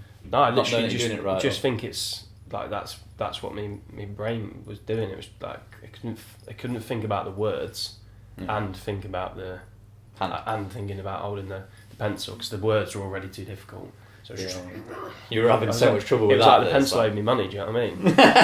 Yeah, strangling it. And then like the dyscalculia is certain things with patterns and certain way like geometrics and things work and stuff. But in that's like only might distract you from reading it. It's more like I think it's more like not necessarily about like reading, but like finding. I don't fully know. Suppose you don't need to. I don't need to. But I recently, because I was applying for my theory test, I had to get all my old paperwork out. So I looked at I did a retest of dyslexia. Reassessment, that's what it's called. When I was, 13 or 14, I think 14 and a half. So I've been reading through all my old paperwork and what they said about me. Yeah. And then, there's like a percentile. They do all the tests on a percentile. So it's like, say you might do your recall. So you read a word and then you say it or whatever. You might get 50 percentile. That means that like you're about in the middle of like of every 100 people that do normal folks. Yeah. Whereas the average for some like might be 70 percentile. So mine was either most of them like mid or like mid 70s or whatever, and mine were either like 14 or like 20 or whatever, or like 95. So it's like all over the job. Half of it was like I was utter dog shit, and like the other half I was like good, exceptional. Wow. Like above 95%. I was like that with school grades. Yeah. I was all over the place. Like, I got a U in psychology. Is that because you weren't interested? I was really interested, but what it was about it was I was interested about hearing each psychological test that we studied. We studied probably like 20, I think, and but I just didn't care about remembering it. I didn't want to remember it. I just wanted to listen to it in the moment, and I was fucking so engaged in the lessons. I'm sure if you asked the teacher, Miss Rowland, she would think like she probably thought I was going to nail it. And I got decent results. I got very varying results in like test. What do they call them? Like test. Tests basically before the main thing. Exams, yeah. And like I just think I couldn't. I just think I was bad at answering questions where you've got to remember. You've got to remember detail, like, you know, this happened on this day, and then this happened because of that. It's like, I just, don't know. Maybe I've got something like that. I think you have. Yeah, maybe. I think like there's this thing called object permanence, which I have a lot. It's where, like, I mean, that's about objects. I guess what could it be, like subject permanence? But like object permanence is like, I can be thinking about this while I've got it in my hand. Yeah. And then the moment I put that down, it's like it's disappeared into the ether. Yeah. And that's what I do with all of my possessions. Well, it can be something I'm dead passionate about. I might, like have anything, a new bit for the landy. If I put it down, It's gone. It's gone. If I'm not thinking about it while it's there, it may as well be in Outer Mongolia. And I get that about like information. In the moment, like you're saying, I can think about it and I can like lap it up, be all totally analyse and it absorbed from all by the it. angles. And then like when it's gone, I'm like, well, you're not thinking about it. It's a type of thought process, isn't it? Because some people know where things are all the time. Yeah. Gemma knows where things are all the fucking time. I have no idea. No idea. I put my shit in a different place every time I get home. Every day. Yeah. The keys. Sometimes they're in the coat. Sometimes the keys are outside in the yard. But like not with anything else. The wallet was at Adam's last week. Didn't even know. Like, it's fucking ridiculous. Yeah. But yeah, I suppose it's just like just the way you're wired, isn't it? Yeah. I think it's fine, isn't it? It's interesting. It doesn't really matter. It doesn't really fucking matter, does it? I thought I'd just have a quick gander at you. Oh yeah, when you went and travelled Europe, didn't you? Oh yeah. When did you do that then? It was not that long ago now, was it? Last year. It wasn't that long of a journey. Yeah. I did it was like 15 days. Tess was with you on it, wasn't she? Tess joined me in the last place. For the wedding that you went to? No, so that was we just went to that like a couple of months later. Okay, yeah. So I obviously met Tess at Glastonbury. Yeah. Spoke to her for about 40 minutes. Yeah. We went out. I tried to woo her at the bar. You know what I mean? Yeah. I was going around checking all the optics where all the other spirits. Yeah. And I was like, nah, then. she's like, yeah. Just looking for excuses. Looking for ways to tried to tell her she had nice eyes and that. Bottled it. Yeah. And then, so we had a chat one night. We were walking around Glastonbury like 4:30 in the morning, just chatting shit. And we had a real nice deep chat. And then like for the rest of the weekend, we just kept like, she was finishing her shift as I was starting or whatever, like we kept just missing each other. And we chatted for a bit, like the following month, just texting. Yeah. And out of the blue, I was just like, do you want to come to Europe? Yeah. I'd only spoke to her for like an hour, tops. Yeah. And she was like, yeah. So I did my trip. I started in Eindhoven. Yeah. In the Netherlands. And then so I only did like a day or 2 days in every place. You're travelling between hostels, aren't you? Yeah. So it's in hostel to hostel. What made you start there, just close? Do you know what? It was the cheapest flight out of England into Europe. Just filtered it by cheapest. Just cheapest, literally went for it. Yeah. And then I knew that Jack, my mate from uni, Jack, and his mate Ollie Marston, shout out, they were going to be in Barcelona 2 weeks later. Yeah. So I booked me flight to Eindhoven and I knew how to get to Barca. So I just then planned the route between the cities and countries and that. Yeah. To get a to little Barca. rough ass route that you can send it. Yeah. So then I stayed in Eindhoven for a night.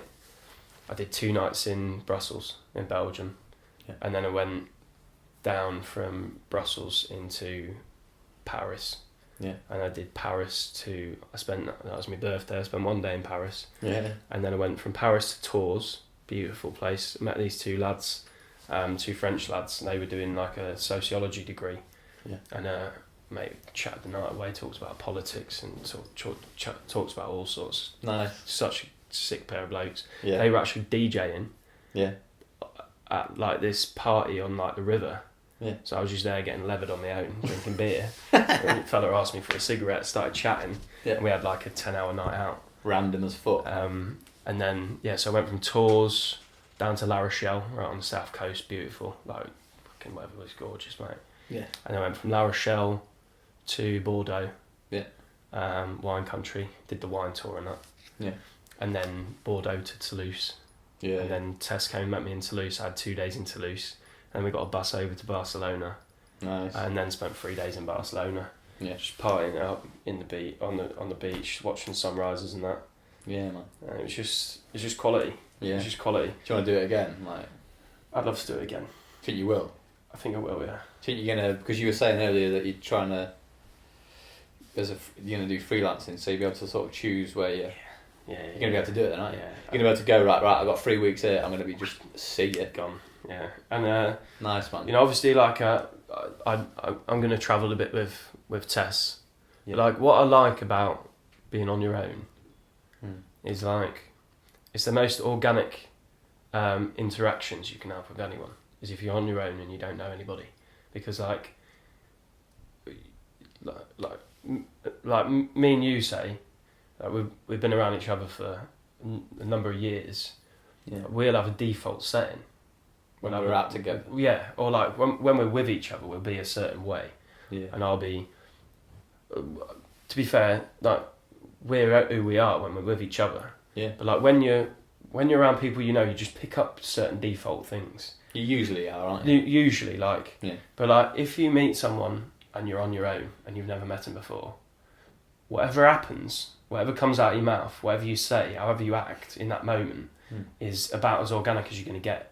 Yeah. You don't have time to think about it.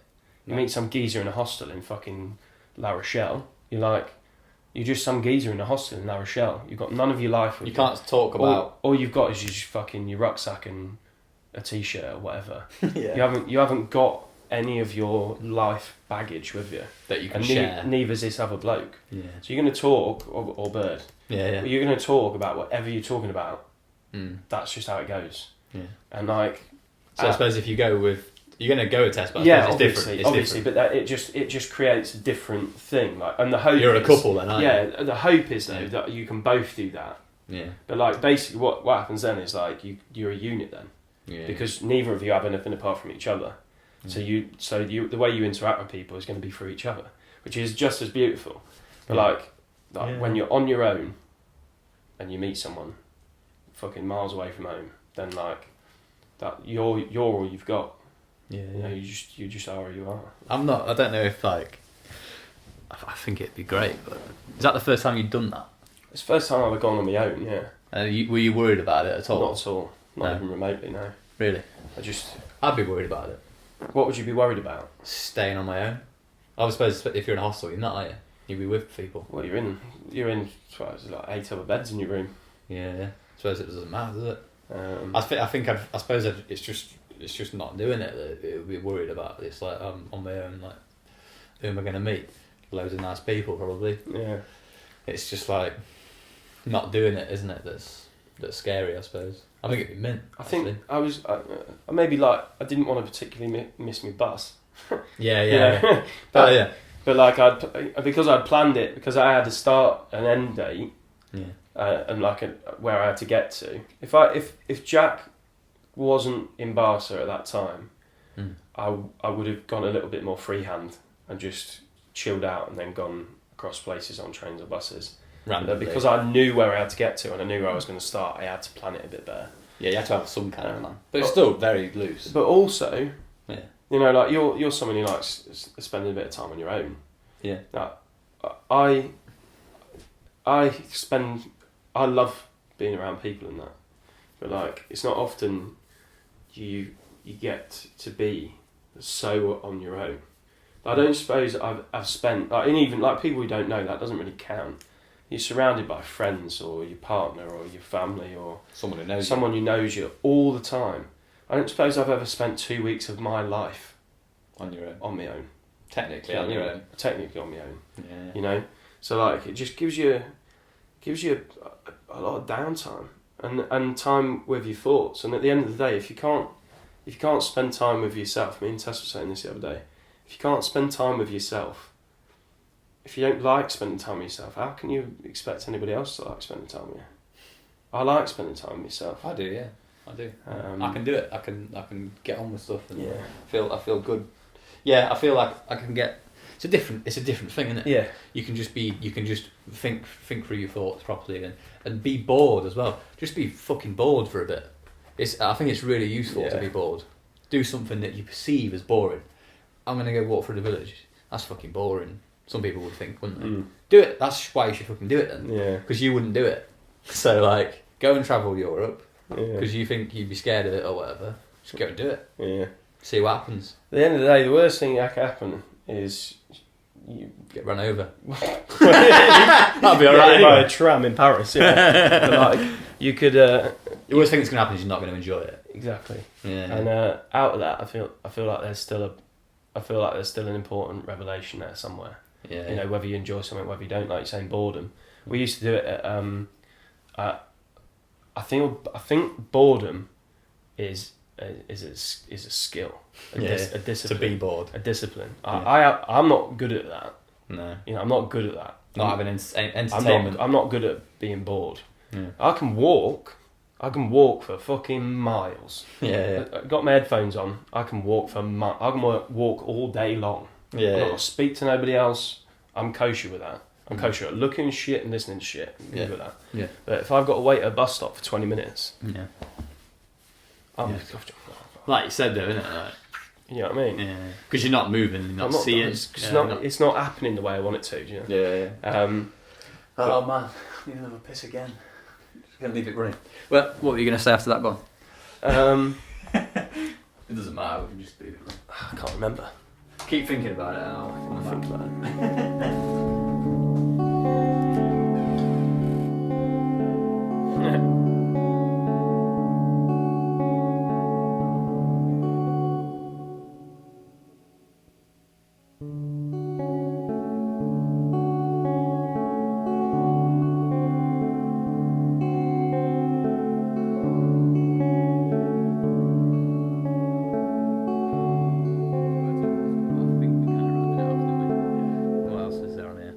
We'll just go through a few more of these randomly, and then just if we want to talk about anything else, we can do, can't we? Probably. The thing is, we'll probably do a few of these together, won't we? Yeah. Over the years, so. We get it all in at some point. You and Sankey organised that wedding for Jay. Well, organised things of parts of the wedding, didn't you? The stag do and that. Yeah. What's that like? Was it hard work? Fucking nightmare. Yeah. All the folks involved. It was a nightmare. I mean, stag was a nightmare. I mean, bless Sankey. He had to front it financially. Yeah. Because at the time I had absolutely no pennies, mate. I had less than no pennies, mate. Yeah. So, owed pennies. But look, what developed out of that was that I had the ideas, and Sankey had the finishing power. Yeah. You know what I mean? Could do it. And we That's good, isn't it? We worked quite well, but it was more stressful for him than it was for me. So, you know, he was putting up like $6,000 or whatever for the Airbnb. Yeah, I felt bad for him on that. Yeah, and then you weren't sure if like people are going to turn up or people are going to pay you or whatever. Yeah. Took a while for him to get paid for some of it, didn't it? Yeah, but like, had I been in the situation I am now, you know, we could have split that stress of it a bit more. Yeah. But it's just the amount of people, mate. The amount of people, and it's people you don't know, so you can't badger them the same. Yeah. And they don't owe you anything, so they're not bothered about, you know, getting it done for you. Yeah, you definitely. know. But what I'd suggest to anyone listening, yeah, who's getting married, yeah. If you're having a stag, do two. Do your family for one. Yeah. And do your mates for another. You reckon? Yeah. 100%. Unless it's like your old man or just from the organisational side, or that, and because like what happens with it's the same thing that happens at weddings. What happens when you get most people? I'm not saying all people, but most people. When you get all your family together, like all your cousins and your uncles or whatever, they obviously haven't seen each other in however long. Time. They want to link up and chat to themselves. Yeah. They want to say, you know, like they've got enough going on there. There's not as much room to integrate that with all your mates that you know. Yeah. You know, so like you then have to do the balancing act of dipping between your family and dipping between your mates if there's like 20 odd people going. Yeah. You know, so broadens your scope though, because because of that stag, like I spoke to, I'm terrible with names. I called Jez Jim straight off the bat, and it really wound him up. But like, he's a nutter, but I like Jez. And Yeah, I like Jez. I remembered. He's enthusiastic, isn't he? Yeah, it's nice to know someone like that, and I think.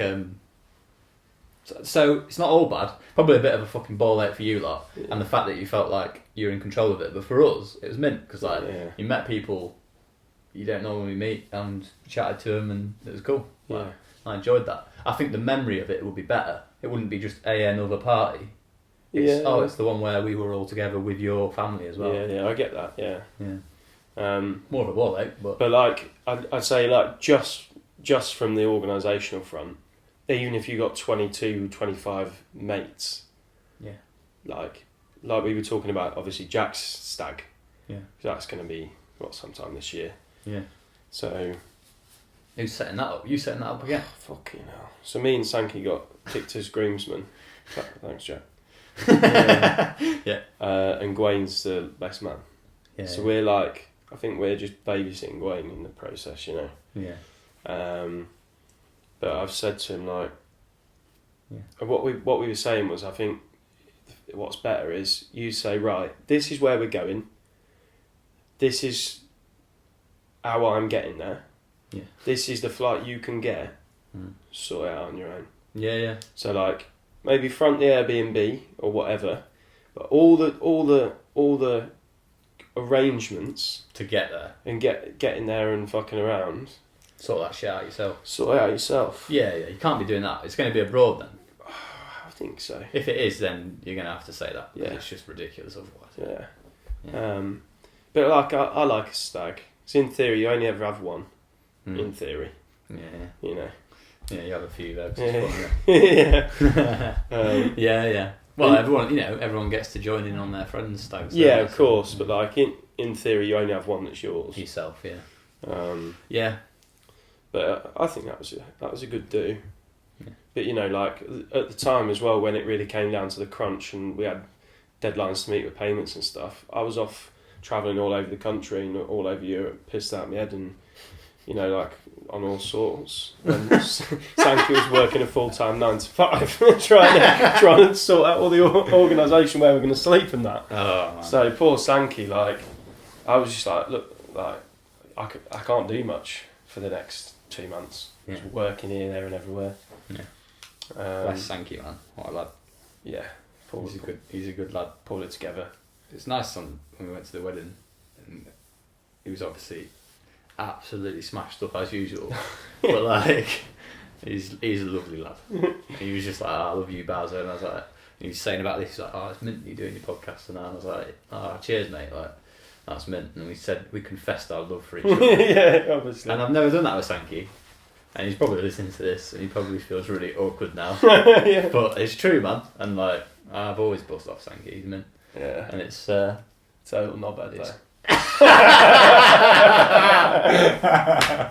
He's alright. Yeah. That's it. So it's like, it's cool, and I think organising that shit's hard, but it makes a memory, doesn't it? Right, it's good to have us both. It was a good idea by Jake to have us both, and he said it was always going to be both of us. But like on the day especially, like we just had different angles and that, and like getting ready in that in the morning, like Sankey be doing one job, I'll be doing another job. I'm trying to get fucking Albie's shoes on, and he was trying to like clear up the room or like whatever it was. But then all day, then we just like shared the buck between the both of us.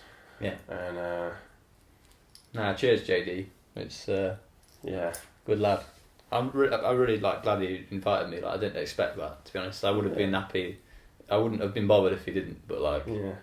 To all that stuff, I'm really glad he did, and like never felt massively close to Jake, but like he's such just a nice in the remit, innit? Yeah. He is a nice lad, and I tell you what, I haven't ever seen him be emotional in 20 years. Really? I've never seen him cry. I don't think I've ever seen him cry in my whole life. I nearly fucking died, mate, when they were having a dance. Yeah. I couldn't fucking handle it. It was mental. Like, you should have seen me. In the morning. Yeah. Like when she came up the island, that was fucking blubbering like a little fish, mate. And I was just started bawling my eyes out when I was doing the speech as well. Yeah. Well, it sounds like you fucking nailed it there, boy. Yeah, speech is alright. Speech is alright. Yeah. Amy's mum came out to me. She said it was the best speech she ever heard. Fucking. I'm like, alright, Bobby. Yeah. I wish someone's filmed it, hasn't they? So I'm sure. So I need to fucking see it, boy. To be fair, it's what's the meaning of life, Hugh? What's the meaning of life? In your eyes, I think the meaning of life is trying to work out what the meaning of life is. yeah. Find out probably until the day you die. Yeah. I was listening to something yesterday. I can't remember what it was. But I think, simply put, we have all these things we want to do, and happiness and enjoyment, and finding people to do those things with. meaning in that. Yeah, but a lot of it doesn't require any real meaning. I think that we're such a speck in the grand scheme of time that if we can just have some positive influence over some of the people that we're around, I'm not bothered about being in the history books or fucking operate on your level. Operate on your own level, yeah, and try and have a positive impact on the people that are around you, and take positive things from those people. Yeah. But I guess we're all just trying to figure it out. Yeah. We're all just thrown into this big melting pot of information and fucking good things and bad things and it's mad, isn't it? Shit and it's mad how you can be so high and you can be so low, all within one body, one brain, you know. But also I think like simple things. I think we have a habit of overcomplicating shit. Now there's people that are designed, I'm sure, for thinking about the overcomplicated shit. Yeah. And it's nice to dip in and out of that and dwell on things sometimes. But just what do you mean when you say that? What kind of things are you talking about? You mean science? And yeah, but things that until the day I die, I'm not going to have a fucking Scooby about. Yeah. Yeah. There's things that I think are interesting. Yeah. But I feel like we overcomplicate even the simple things, let alone the complicated things. I do. Yeah. We complicate things that should be simple. Yeah. So I feel like part of it's just enjoying those simple things, Yeah, and coming to terms with, like you said, the scale of it. We're on this small scale. You are only one human on a planet of 7 billion people, which is one planet in a solar system. Yeah. In a galaxy. Yeah. In a universe. Infinite universe. Yeah. It's almost pointless. Yeah. But at the same time, like you just said, if you can operate on your level and help people around it's a lot of subjective, isn't it? I love it. I've nicked it off Lex Friedman. But I love that question when he asks that, because it really rounds off a conversation, and I don't know, it's a good one because everyone's got a real different take on it. What's the meaning of life for you? I'd agree, really. I think, but I suppose it's. I think it's just to learn things, really, especially in the way the world is now. The amount you can learn, and to sort of believe that you can do stuff, believe that you can achieve things. It's a struggle, it's a big struggle to do that sometimes. You look at people and you think, I can't be like that. But really, if you just believe in yourself and believe in others around you and stuff, I think basically, like you said, we overcomplicate stuff, and there's a lot of satisfaction you can get really from just a small thing that you've got and the people around you. And really, that's what it comes down to. I think that's the meaning of life. Really, the meaning of life is just to fucking shag each other, isn't it? Yeah. But shag each other and make more some coin. Yeah, and some coin, yeah. But is that really what the meaning is? I don't know. wonder if we'll ever find out, like, I mean, the meaning of life is subjective, isn't it? But, like, I wonder if we'll ever find out why we're here. Yeah. I suppose that's what I'm thinking about when you ask that question. I think about that. I think, like, well, yeah, but why are we here? We don't know. So the meaning is to learn and find out. Do you know who the people that do know? Yeah. Religious people. Yeah. They know. They know why they're here. Yeah. And they ain't afraid of not being here either. Because they know they're going on somewhere else better. Yeah. But they're all disciples, you know. Disciples of the word, you know. They're like... Do you believe it ends? Just lights out for me, lad. Yeah. I think that... when... I mean, there's the whole soul, you know, thing, and your consciousness. So we still don't fully understand how that works. Yeah. So maybe when they fully understand how that works, I can base me opinion on facts and not just like hunch. Yeah, theory. Yeah, but it's interesting hunch to have. I suppose. I mean, I've gone back and forth on it quite a lot. To be fair, I don't know about you, but like, it's whoever I'm listening to that influences me all the time. Yeah. I remember the first person I probably really buzzed off was Ricky Gervais, probably. And John Frusciante, which is a completely random mix of people, but like they're both completely opposite on it. Yeah. And I remember as I got a bit older, I agreed with Ricky, like, yeah, fuck off, and he's really like harsh about it. Isn't he? Yeah. But now I'm of the opinion that like you can't say, can you? No. You can't really say. I mean, it seems obvious to us that there's nothing going on other than this, but do you know what though? I've had some right ghostly encounters. Yeah. And that sometimes makes me think, but then like, you know, like in Interstellar, you know, where spoilers, he's trapped in the bookcase and that. Yeah. Looking through and seeing the past. Yeah, and like, I feel like that is a much more possible. You know, like with like ghosts and souls and all that. I feel like we're made of. You can't create or destroy matter.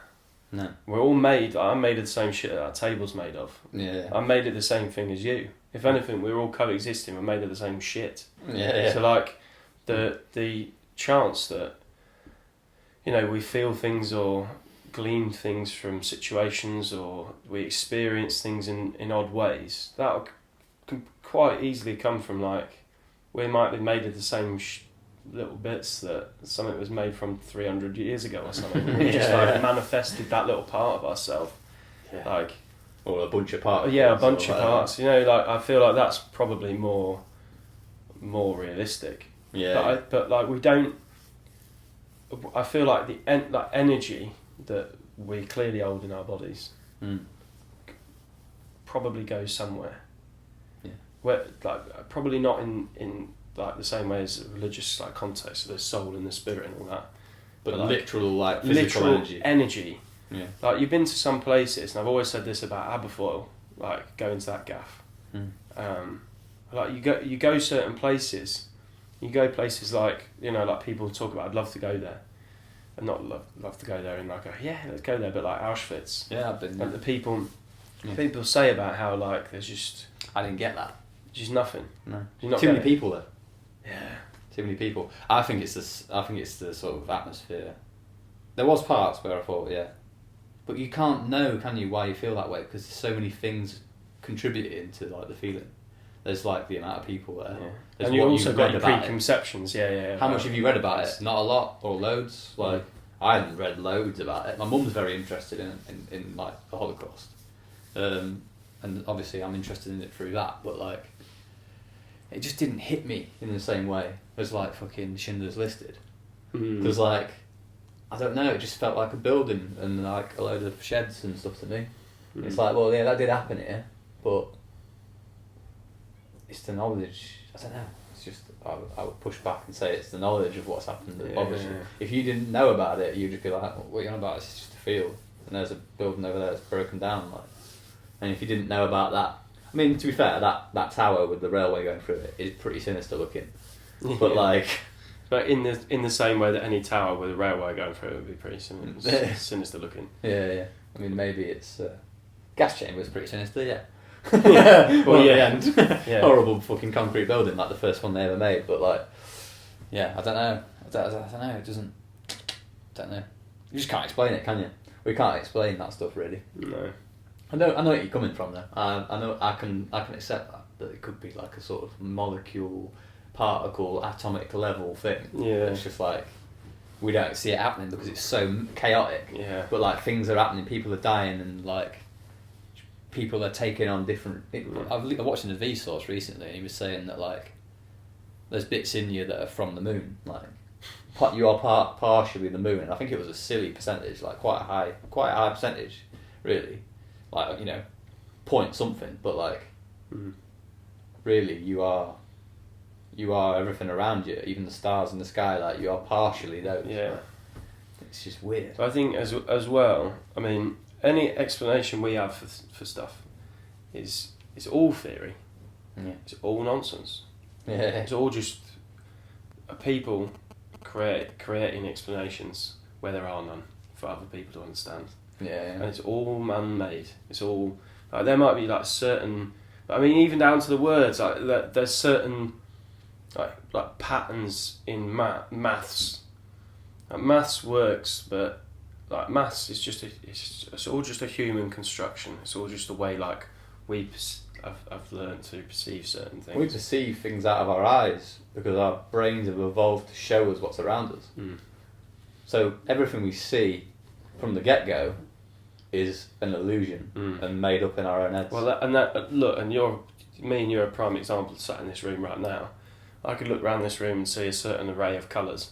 Yeah. You could look around this room and see a different array of colours. Yeah. And the fact is, even if you weren't like colourblind, my orange, I might know as orange, might be completely different to Sankey's orange, or whatever. So we're all looking at different shit anyway, and we all still apply the same understanding to it. Yeah. But like on top of that, we only use 15% of our brain capacity. Yeah. Some of us use a little bit more. Yeah. That's how it works, is it? I think it's 15% or 20%. It's a low percentage, isn't it? But like, so we've got like, and look at some of the shit that we do anyway. Yeah. But like, I think there's something in there. There's something going on, and I believe that often these like weird circumstances that happen can be created. That's where I think miracles came from. I think if enough people believe and like hope in about the same thing, I feel like that can change what's going on. I don't think it comes from some deity. I think that the all of that exists through like the power of humanity. And I think I think that's somewhere like in here that we just haven't quite understood, or we can't use like consciously. Yeah. So I think you've got all of those things going on. It's going to be partially, the brain's going to be partially like just getting the job done. Do you know what I mean? Like some of it's just doing shit now that I'm not even aware of. Like when I said earlier about that migraine I had and then the vision went weird on the side, and I thought, shit man, my brain's just like controlled these eyes for like 26 years without me even thinking about it. So 15% is not, it's quite a lot when you think about it for the brain capacity. The other shit it's got to do, it controls everything. So it's just... And we often, I think another problem is like we see our mind and our body as like two separate things. Yeah. It's not at all. So like, recently Tess had that operation. Yeah. She had that thing removed. Yeah. Like a lump. So she's convinced that her body created that out of like mental anguish and pain. Really? So like, and it's, I mean, there's a whole rail of thought that's like that way. Like, you cause it by stress. And like she thinks that like that, like it's the same as like having like a mental, like an abscess like in your mind, but like not physically. When you worry and stress and like your brain does things to you, like your brain, like you say, is in control of your body 24 hours a day, 7 days a week. It doesn't get a day off, it doesn't get a minute off, it doesn't get a second off. Even when you're sleeping, it's digesting your food, stopping you from pissing yourself. You know what I mean? Yeah. Creating like all these fucking geometric lands and shit that you're travelling through on a fucking magic carpet and that when you're sleeping. So like, it does all of that. Yeah. Like And it has to take in all the mundane stuff that you just have to do, like telling you when you got to eat, telling you when, like. So, like, I feel like we just don't even comprehend it. I can't even comprehend it. I agree with that, what you just said, like, about how you can stress yourself into your body doing stuff to you that you, because of the way you live in it, and your brain controls it or whatever. Like you say, the brain and the body is the same thing, really, I suppose. But yeah, I often think about that. I remember my mum saying that my granddad, her dad, got abscesses in his stomach and stuff, like Stress ulcers. Yeah, ulcers. That's it. And they were like, yeah, this is just from stress.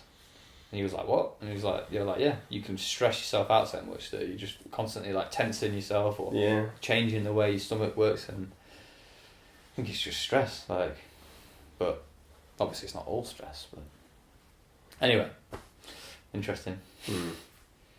Anything else you want to talk about? Did you come here thinking about anything to talk about, or did you just kind of... No, I tried not to, actually. I said to Mum that... I did that last night. Yeah, I said to Mum that I was doing a podcast. She was like, well, what are you going to talk about? And I was like, oh, well, I was done a few things with like, a few professionals, and, you know, like depends on the person. She said, but like, what are you going to say there? I was like, well, this is what my dad said. I don't know. My dad was like, what's the podcast going to be about then, mate? And I was like, nothing. He was like, it can't just be about nothing, mate. It can't just be about nothing. And I was like, he was like, yeah, you want to... As soon as I said I was going to do one with Ray, the first couple of because he was like, right, yeah, you need to follow Ray around the UK and like talk to all the manufacturers and all that sort of stuff and learn about it. And I was like, I'm not that arsed about that. Like, that's my job now. Like, I manufacture stuff at Pyramid. Like, I want it to be something else. You know what I mean? I want it to be... That's what I like about like podcasters and stuff, is that like it's less about like any specific subject in some ways. It's more about just listening to someone on their story and like learning from that and you know, hearing a different perspective, I suppose. And the thing is, wherever you start, you're not gonna still be talking about the same thing half an hour later. I love that. You start, you just walk through the journey of conversation, don't you? Yeah. It's about, it's so cliche and fucking a bit bent, but you know, like it's about the journey, not the destination, isn't it? Yeah. You're like, you start somewhere, and you're having a good chat with someone, and you fucking end up all over the gaff. Yeah, learning stuff about each other. And then whatever little, what's the word for it? Like, whatever little point you drop in, you'll end up somewhere else anyway. Yeah. So I just try to like. It's nice to make a point of it, isn't it? Yeah. Because like, usually if we hung out together, we talk and learn things, but like, it's nice to ask you a specific question about your past, and like, it's like the thing about living on a traveller's site. Like, I didn't know to what extent that was, and like how you found it and all that. Well, I didn't know how long you'd actually lived in that caravan for. I just used to go and visit for ages. I just thought you used to just go and visit him. Mate, I used to live with him like half the week. Yeah. Like, I mean, he used to do. My dad was like off work when I was sort of.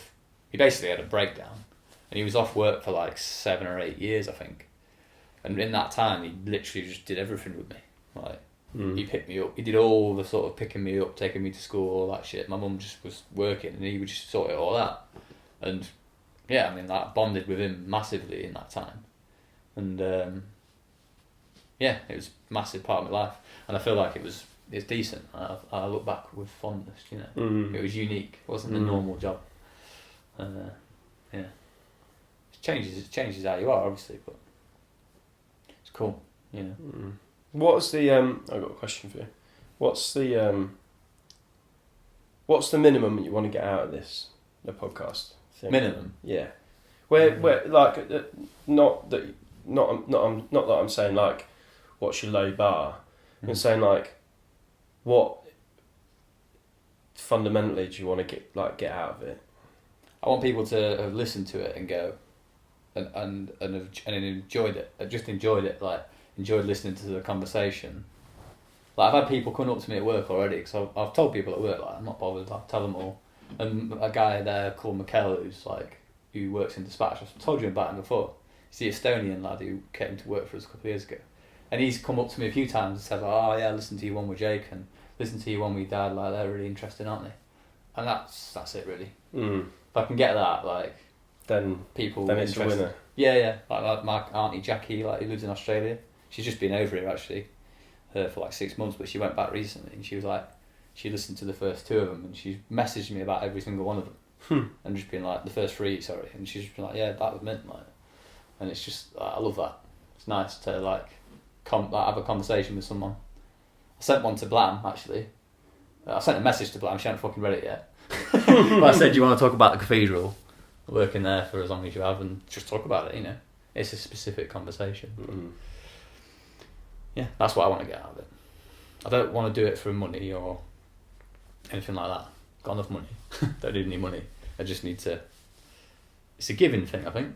It's nice to talk to you and like learn about you, and then obviously other people will listen to it and learn about you as well, and learn about your life lessons or whatever, or what you've taken from it. It's cool. It's good. It's a strange one. Cheers, Bobby. Cheers, lads. It was good, that, wasn't it? Pleasure. Yeah, man. Good stuff.